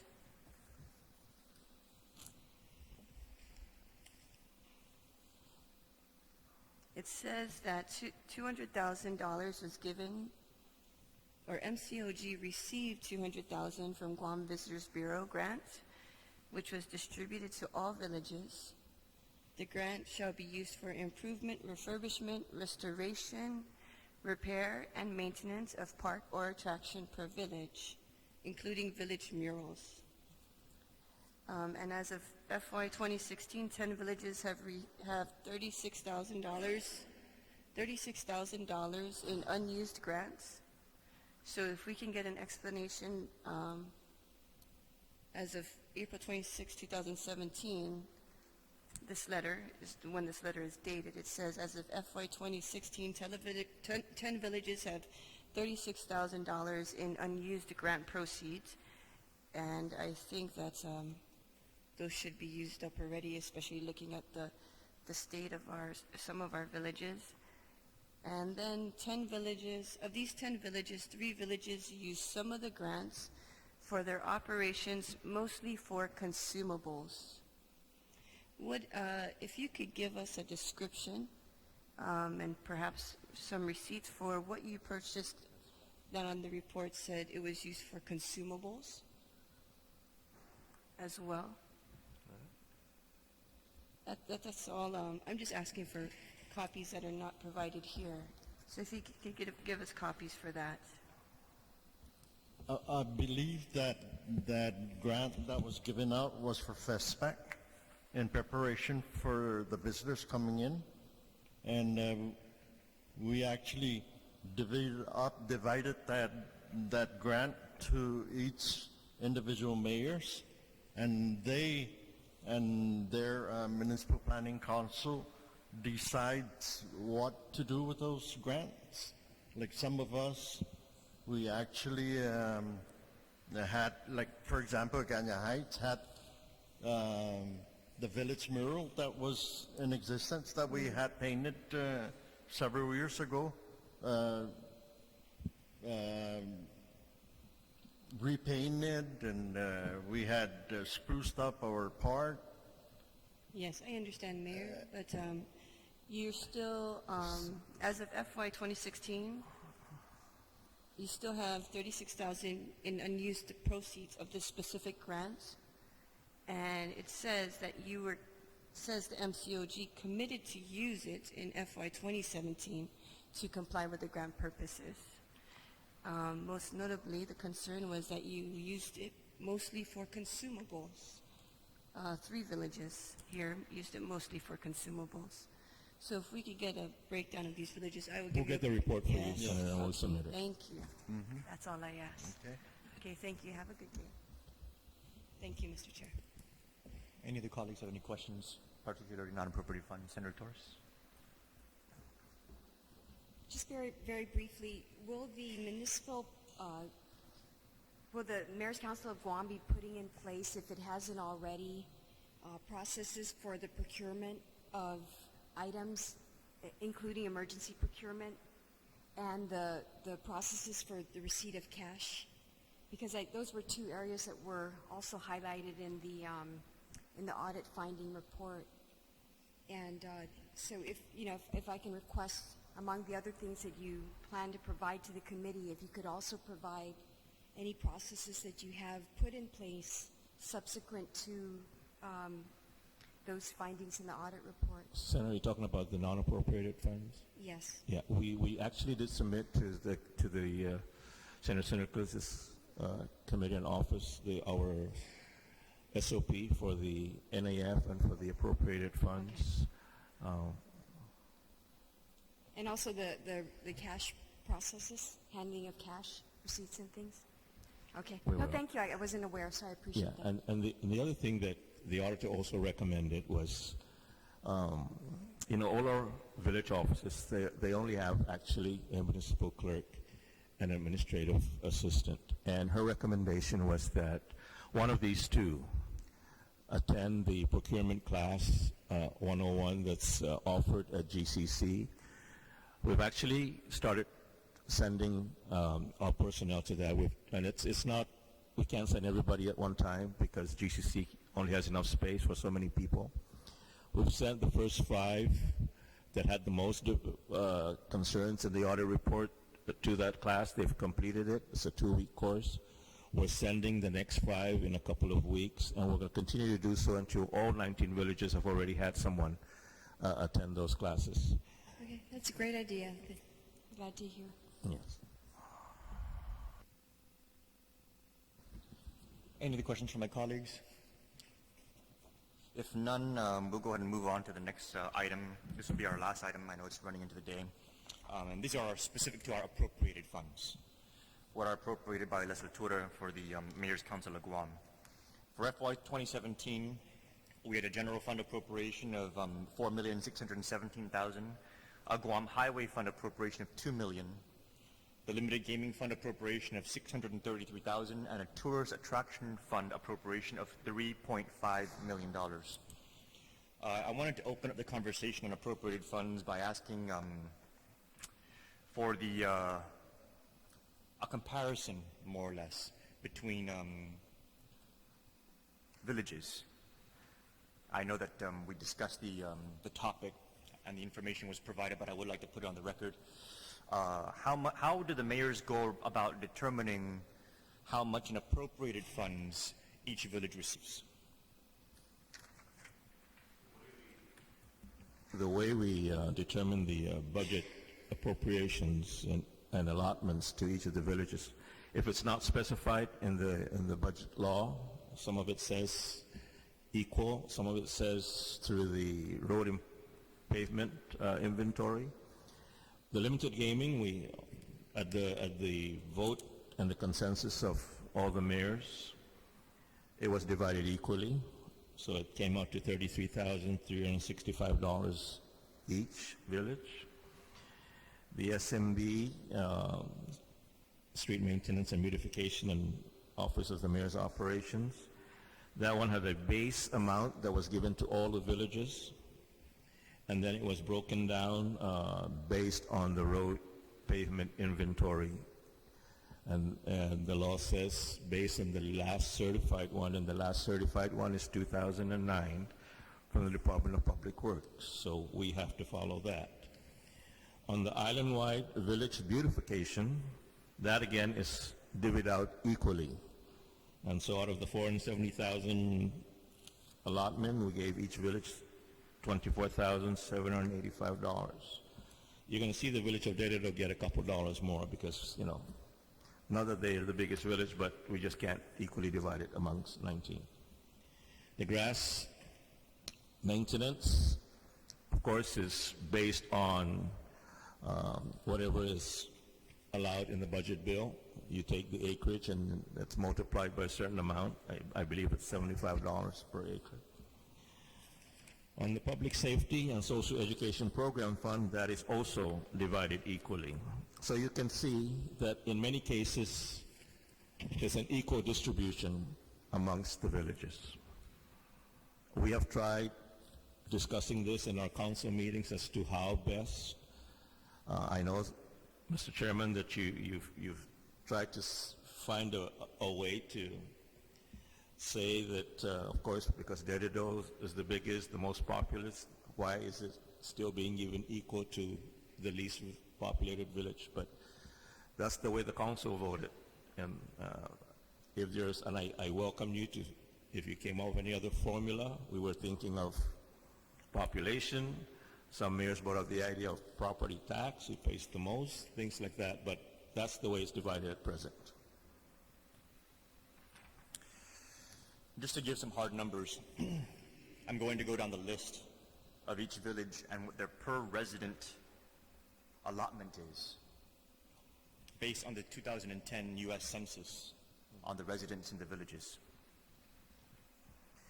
Agana Heights receives a per resident mayoral budget of $136.57 per resident. Agate receives $144.69 per resident. Asan Maina receives $193.58 per resident. Barragata receives $72.22 per resident. Chalampago receives $71.89 per resident. Dededo receives $21.99 per resident. Hagatnya receives $411.29 per resident. Inarahan receives $225.69 per resident. Manila receives $48.08 per resident. Maritzo receives $279.03 per resident. Mongmong Totomaiti receives $65.46 per resident. PD receives $313.30 per resident. Santa Rita receives $78.98 per resident. Sanahanya receives $252.45 per resident. Talafofo receives $181.04 per resident. Tamuning Tumon Harmon receives $40.59 per resident. Jigu receives $36.35 per resident. Zotnya receives $87.53 per resident, and Humatak receives $529.31 per resident. Now, mayors, I know that within your council, everyone has an equal vote, and sometimes it gets deadlocked. If it's necessary for this oversight chair to mandate in the budget that we have an equitable amount of money being spent on our people in the villages, this oversight chair will do what's necessary. Tax dollars paid by our taxpayers should be going to work for our taxpayers on an equitable basis. And this variance is way too big, from $529 on the high end to $21.99 on the low end. And what makes it even more disparaging is that with a higher population comes higher asset degradation, and the use of more facilities with less toilet paper, less Clorox.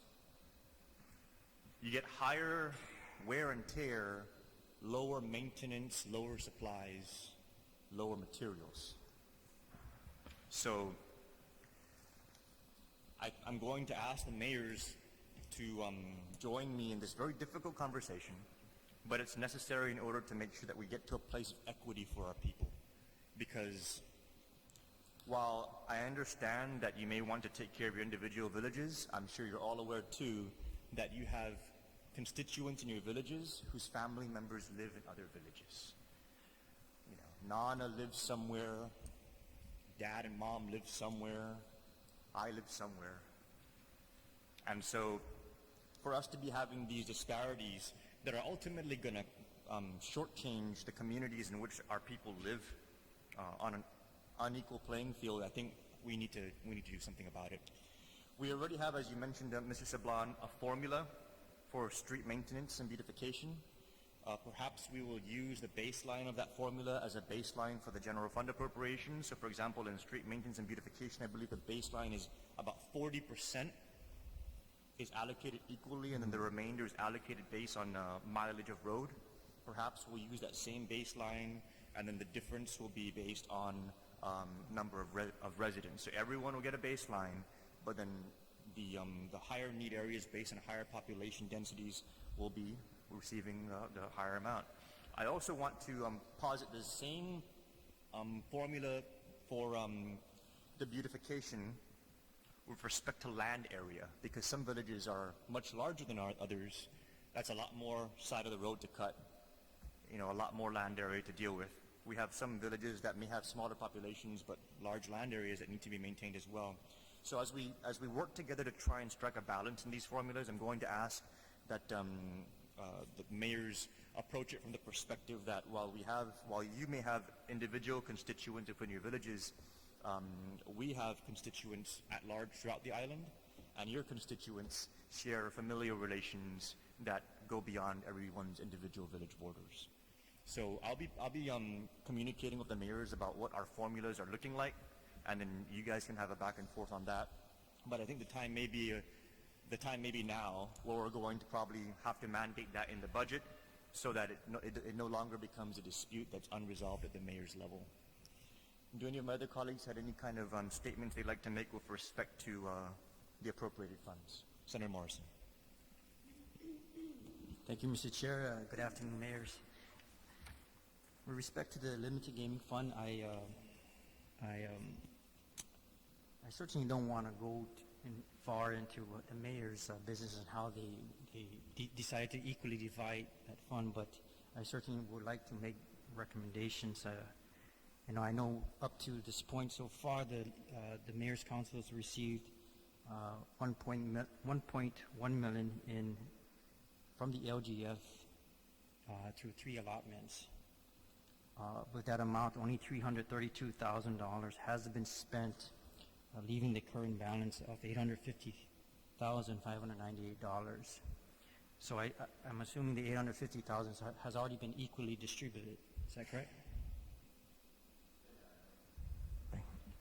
They have been. Some of them you don't see there as an expenditure yet, but they are ongoing projects as we speak. Okay. And I know, I wanted to point out Talafofo has the least amount of proceeds, holding 60,000, and Mayor of Veneron hasn't used her portion, so then I'm assuming they're building this account to do a larger scale project. Yeah, and we have spoken about this thing before, Senator. And some mayors, because the portion is much less than the $50,000 threshold where it goes to Public Works for approval as far as construction or capital outlay, some mayors opt to wait until they get another allotment to put it together so that they can get the project done at one time instead of piecemealing it. You came back with a suggestion that maybe the mayors can get together and regroup and take the big projects, like from certain villages, and instead of appropriating it equally, use the bigger amount and get that project done, and then go to the smaller projects if the money is available. But then it comes back to, what are the mayors going to decide? Are you going to take my money away and give it to some other village and I'll never see it again? So this conversation about coming up with some formula is something that we have brought up time and time again.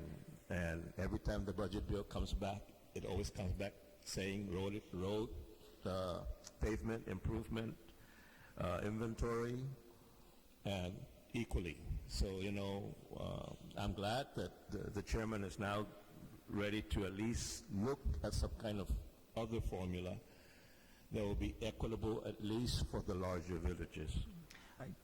I know that formula has been used for many, many, many years before I was born, and it's proven to work as well. Because that's why I don't, certainly your constituents much more better now. You know your activities. That's why I appreciate the assessment reports. I know I ask that on a regular basis, and I try to reconcile the account with DOA and BBMAR to see how things are matching up. And I appreciate that the mayors are using it for its intended purpose. But and I also want to point out, I'm being very careful of actually with this fund, because when we created this fund, the mayors were, and we kind of spread it out to three entities: DPR, the Mayor's Council, and DOE. We were being we were open to the idea, or actually created the flexibility within the mayor's provision or the usage of the fund for other purposes, because the needs of the mayors are much different than DPR, DOE. And I just want to point out that the assessment reports that you've been providing, it helps also guide on how we can help support the fund, or how the fund could be, we can grow it in the future.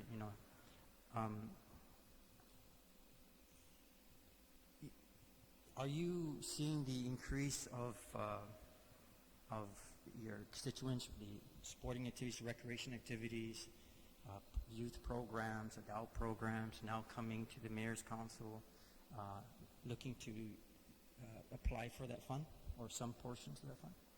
Because I'm sure you're aware that what's different in the mayors is we allow the mayors to use this fund and have that flexibility for sponsorships. And that was always a challenge, at least even with my colleagues here, and even the fundraisers that we see out there for these little league teams, these GYFL football teams.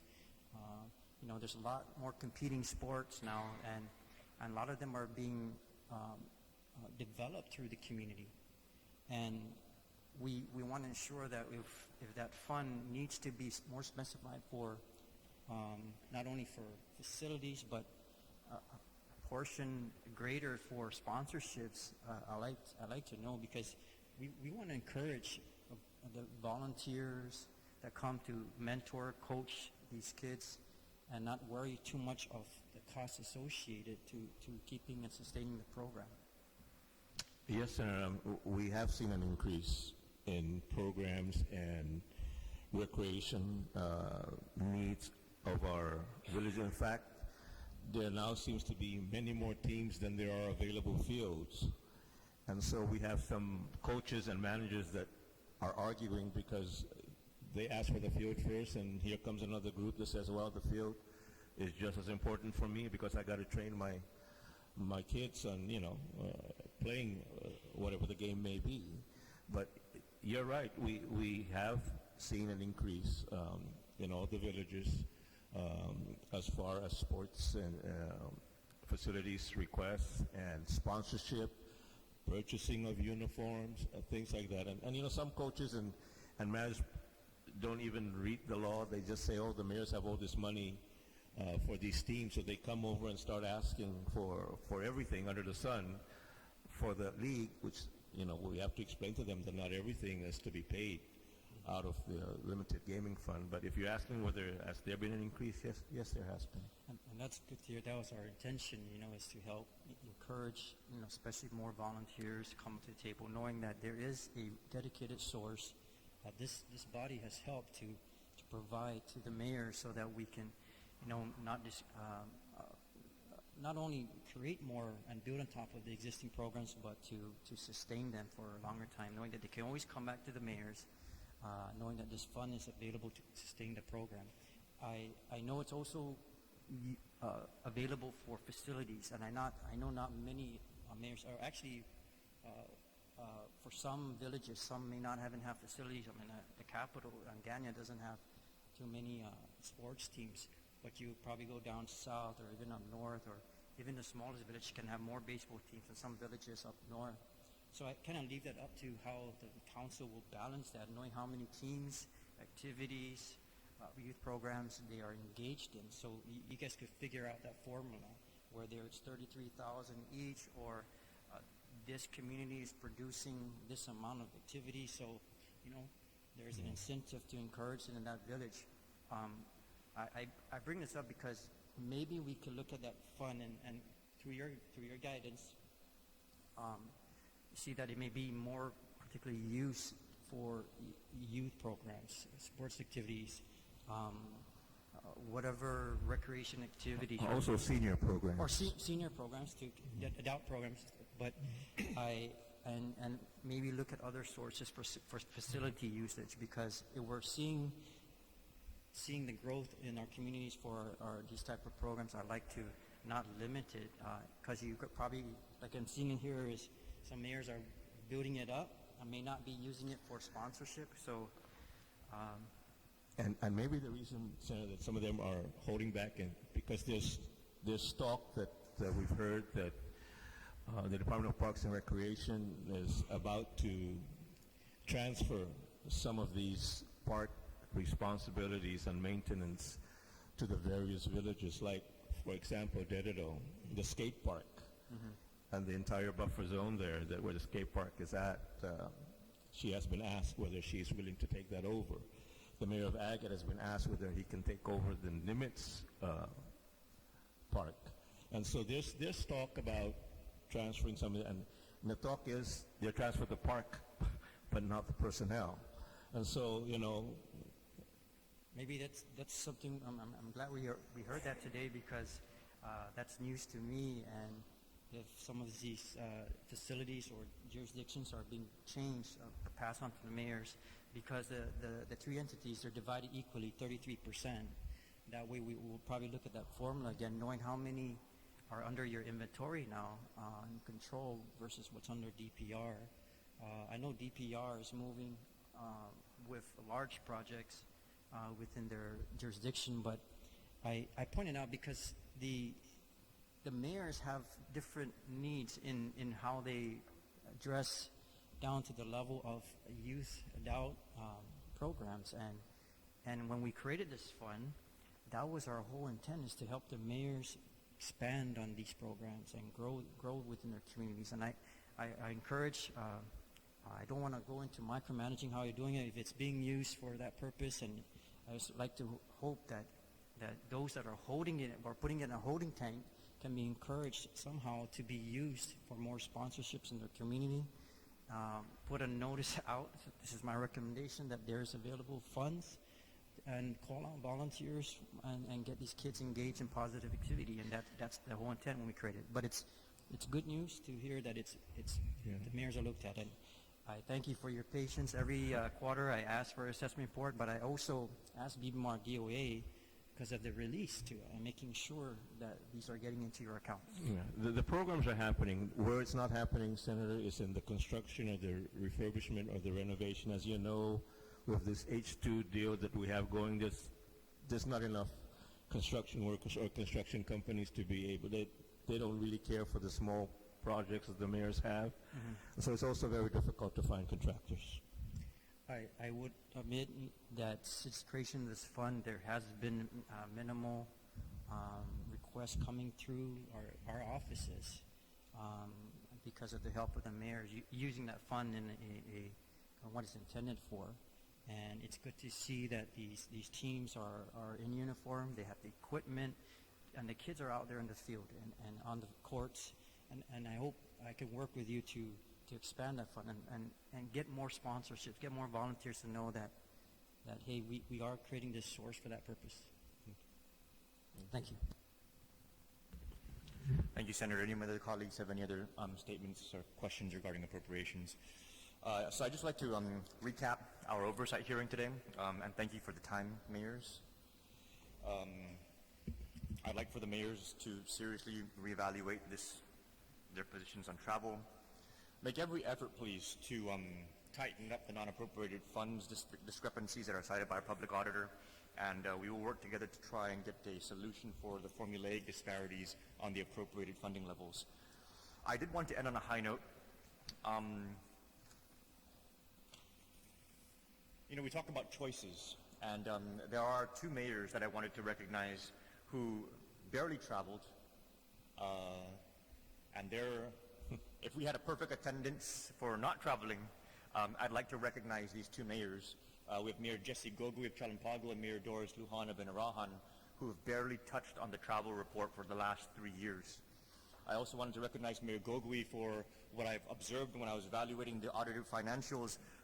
He's generating a significant amount of savings for what I understand to be a capital improvement project that he wants to do in his village. So mayors have a choice, you know, and I think that with respect to the circumstances that are being endured by our constituencies, I wanted to have this oversight hearing so that the mayors can go back and really reevaluate some of those choices. And we're very glad that we have the oversight hearing, Mr. Chairman. Can I just bring up two more subjects? Well, we have the limited gaming fund that used to be given to us on an allotment basis every time the taxes are paid. So we never know when it's going to come in. Last year, we actually had it appropriated into our budget. I know I mentioned this to you at our budget hearing. Can we do the same thing for the EPA recycling fund? Because I know there's a bill to give us back the $400,000 that was taken away, but at this point, we really don't know when we're going to get any money from EPA. But if it's appropriated, then at least the mayors know that, yes, they can get a purchase order to take the abandoned vehicles and the white goods and the loose metals and the batteries and the tires and whatever is recyclable to the recycling companies.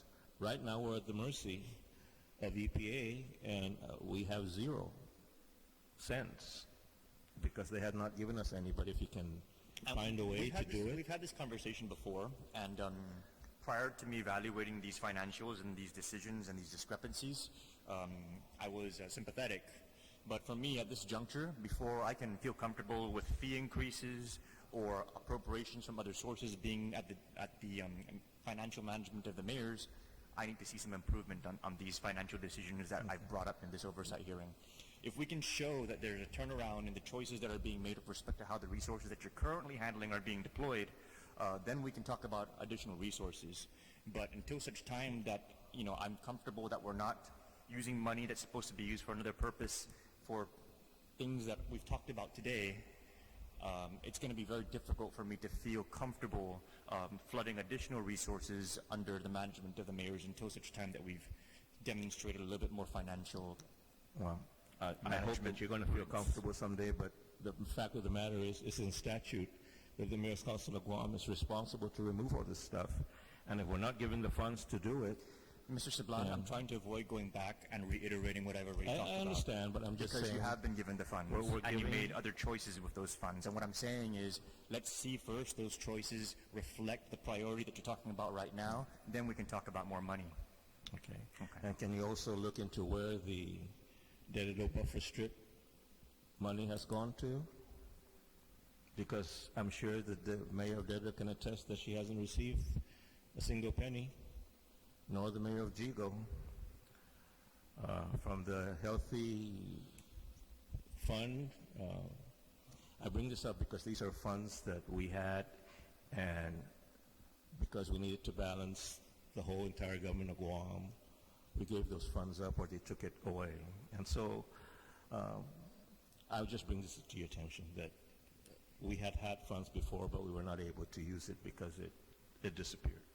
And it was not at the mayor's. The Chair on Appropriations and the Office of Finance and Budget with respect to your concern. Thank you. And I thank you again for allowing us to be here. Thank you, too.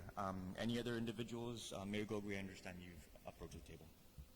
Yes, I appreciate the time and opportunity just to say a few words, because we're ending on an issue that's always been near and dear to my heart, and that's basically the recycling revolving fund that now is under the auspices of and control of the Guam Environmental Protection Agency that has been used, and a certain percentage has been passed on to the mayors with regard to its use in not just cleaning up the villages, but getting rid of things that oftentimes people say we've already paid for. Abandoned vehicles. We've got several abandoned vehicles on roads. In fact, we had the Deputy Director of Public Works at our meeting yesterday to try to address the situation with him. And, you know, he had taken the time to take a look at the law, and obviously there's just a great deal of legislation that exists in our Guam Code annotated with regard to abandoned vehicles, but it doesn't provide really any single resource or any single point of contact on how to address these issues. So in the past, when we were receiving these monies, we were breaking down these funds into 5 categories: tires, loose metals, white goods, electronic items, and then abandoned vehicles. And so if a vehicle was abandoned, we identified it via Public Works, Guam EPA, and GPD to ensure that the vehicle wasn't stolen and or involved in a criminal report. Then we would notify or attempt to notify the registered owner that the vehicle was encroaching on public easements, sitting on the shoulder of the road, and it needed to be removed. In our capacity as peace officers, we were allowed to give them 72-hour notice, written notice that we typically post on the vehicle, and then if it wasn't removed, then we take those monies and say, okay, you know, obviously, regardless of the condition of the vehicle, we're going to send this to a recycler utilizing our allocation for these the removal of abandoned vehicles, because by virtue of the law, we've declared it abandoned and needed to get rid of these items. And so, you know, I understand, Senator Nicolas, your concern about granting additional monies to the Mayor's Council of Guam because of the choices that you have seen made by mayors, maybe vice mayors, whatever the case may be. But by the same token, and I appreciate the acknowledgement, totally unexpected, with regard to some of the mayors that don't make the same choices, regardless of what what the individual choices are.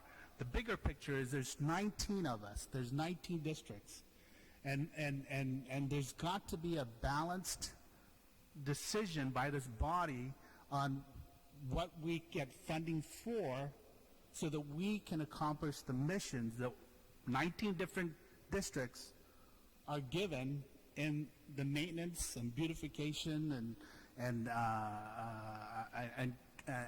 support for their communities.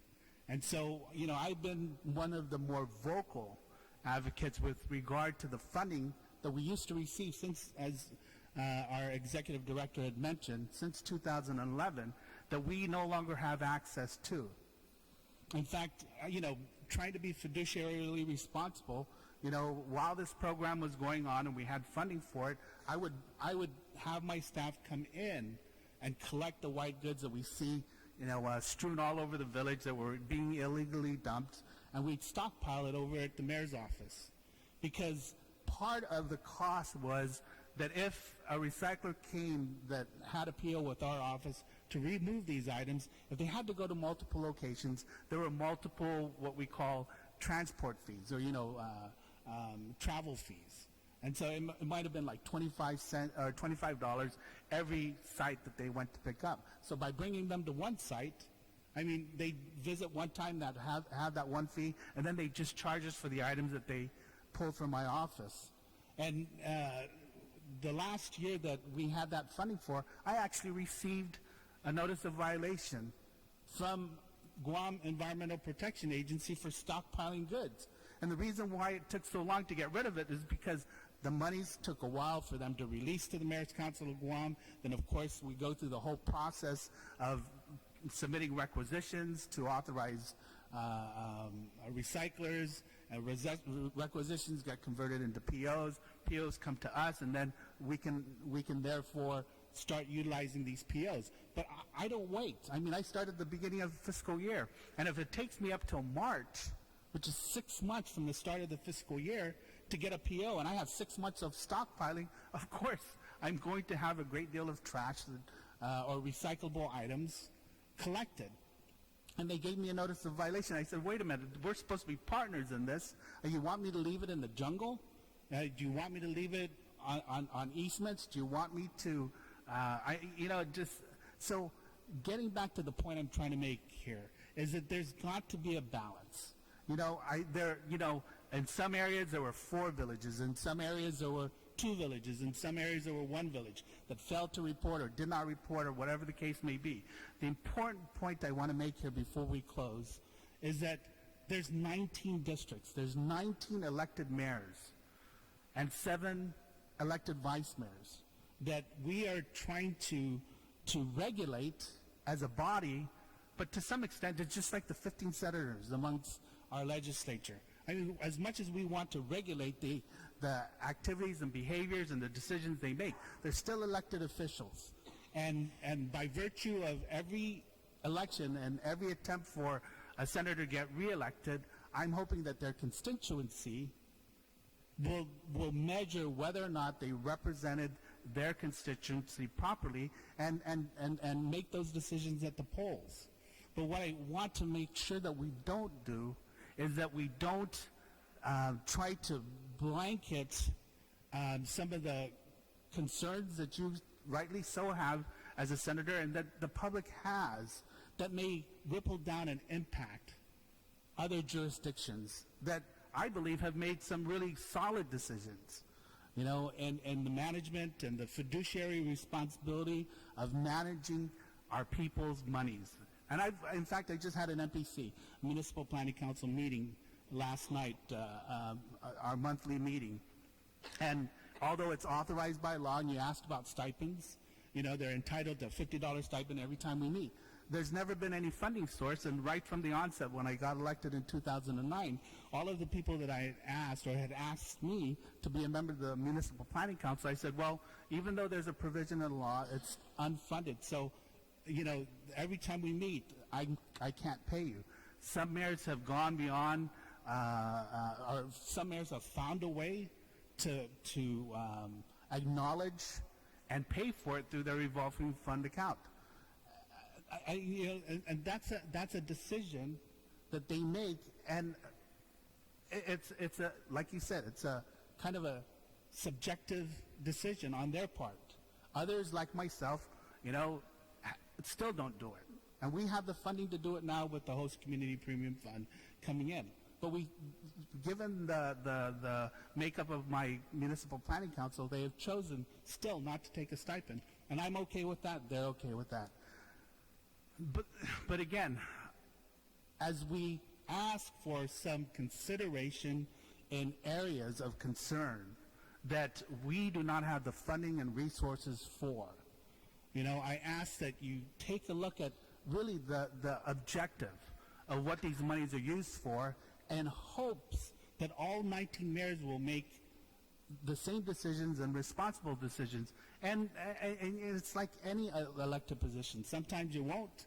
You'll get somebody elected that doesn't, and sometimes, and hopefully for the most part, you will get an elected official thinking the way you think. But at the end of the day, it's still the constituency, their constituency, that has to measure whether or not they've handled public funds, their public funds, responsibly. And so I want to make sure that we don't let this Guam, this revolving recycling fund that has really helped clean up our village, noticeably clean up our village, and getting rid of white goods and electronic items, especially the tires, which has become a media concern, even with public health and the potential spread of the Zika virus. That we can't let these issues linger, just because we're concerned about some of the choices that we believe are questionable. And I say to you that then let their constituency in their respective villages measure, whether or not what they did warrants them continuing on and serving in the capacity that they currently serve as elected officials. But please, please, I ask that we don't try to blanket, certain concerns that will have an overwhelming impact or a blanketing effect over all 19 municipalities. Because, the fact that we have those funds available to us, for the removal of these recyclable items, had made a substantial difference in my community. And I have not been able to do that for the last almost year now because of the funding that's no longer available. And I know Senator Morrison asked about the limited gaming fund. And, there are us who have made the choice to not spend it in a current fiscal year because we do have projects, that are more than just the recent one, for example, is $33,365 that got split evenly across the 19 districts. I have 8 stadium lights on my baseball field that's about 20 years, actually about 25 years old, that need to be replaced. That project alone, just to replace the stadium lights, change them out from these high-pressure sodium lights to energy efficient lights. More importantly, the fact that they're dangling on wooden arms that have rotted away, and some have actually, pulled away from the poles because of the many typhoons that it has gone through, and more importantly, the foul weather that we've had over the last couple of years, even though they haven't been major typhoons. But the 8 stadium lights alone is a project that's going to cost me about $32,000 just to replace.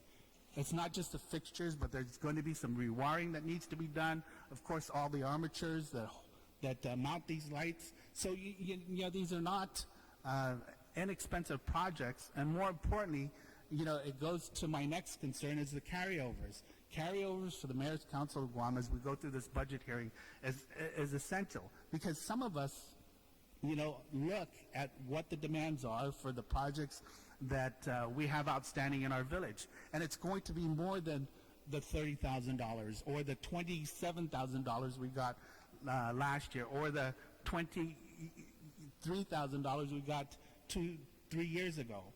And so I hope that again, you kind of take a look at what the whole purpose of the funding requests are, and that is it warranted, is it needed? Now, when it gets down to the 19 different districts, the community has to judge their elected officials accordingly. And just like, as elected officials yourselves, I'm hoping that they don't, say, well, we're going to get rid of all the 15 mayors because of some bad choices by a handful of our senators because of some questionable choices of a handful of senators. Just like, the 19 mayors and the 7 vice mayors.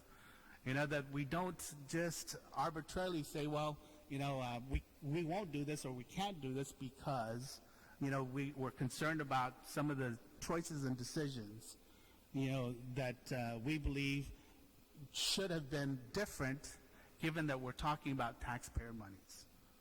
Okay? That's all I have. Thank you. Thank you, Mayor. Any of my other colleagues have any questions or comments for the panel? If not, I thank you all very much for dedicating your precious time to today's hearing. We will go ahead and adjourn at 12:52 this afternoon. And if anybody has any kind of questions or comments or concerns with respect to the hearing, they may feel free to contact our office at senatornicolas@gmail.com or to send a letter to the legislature building. Thank you all very much for joining us.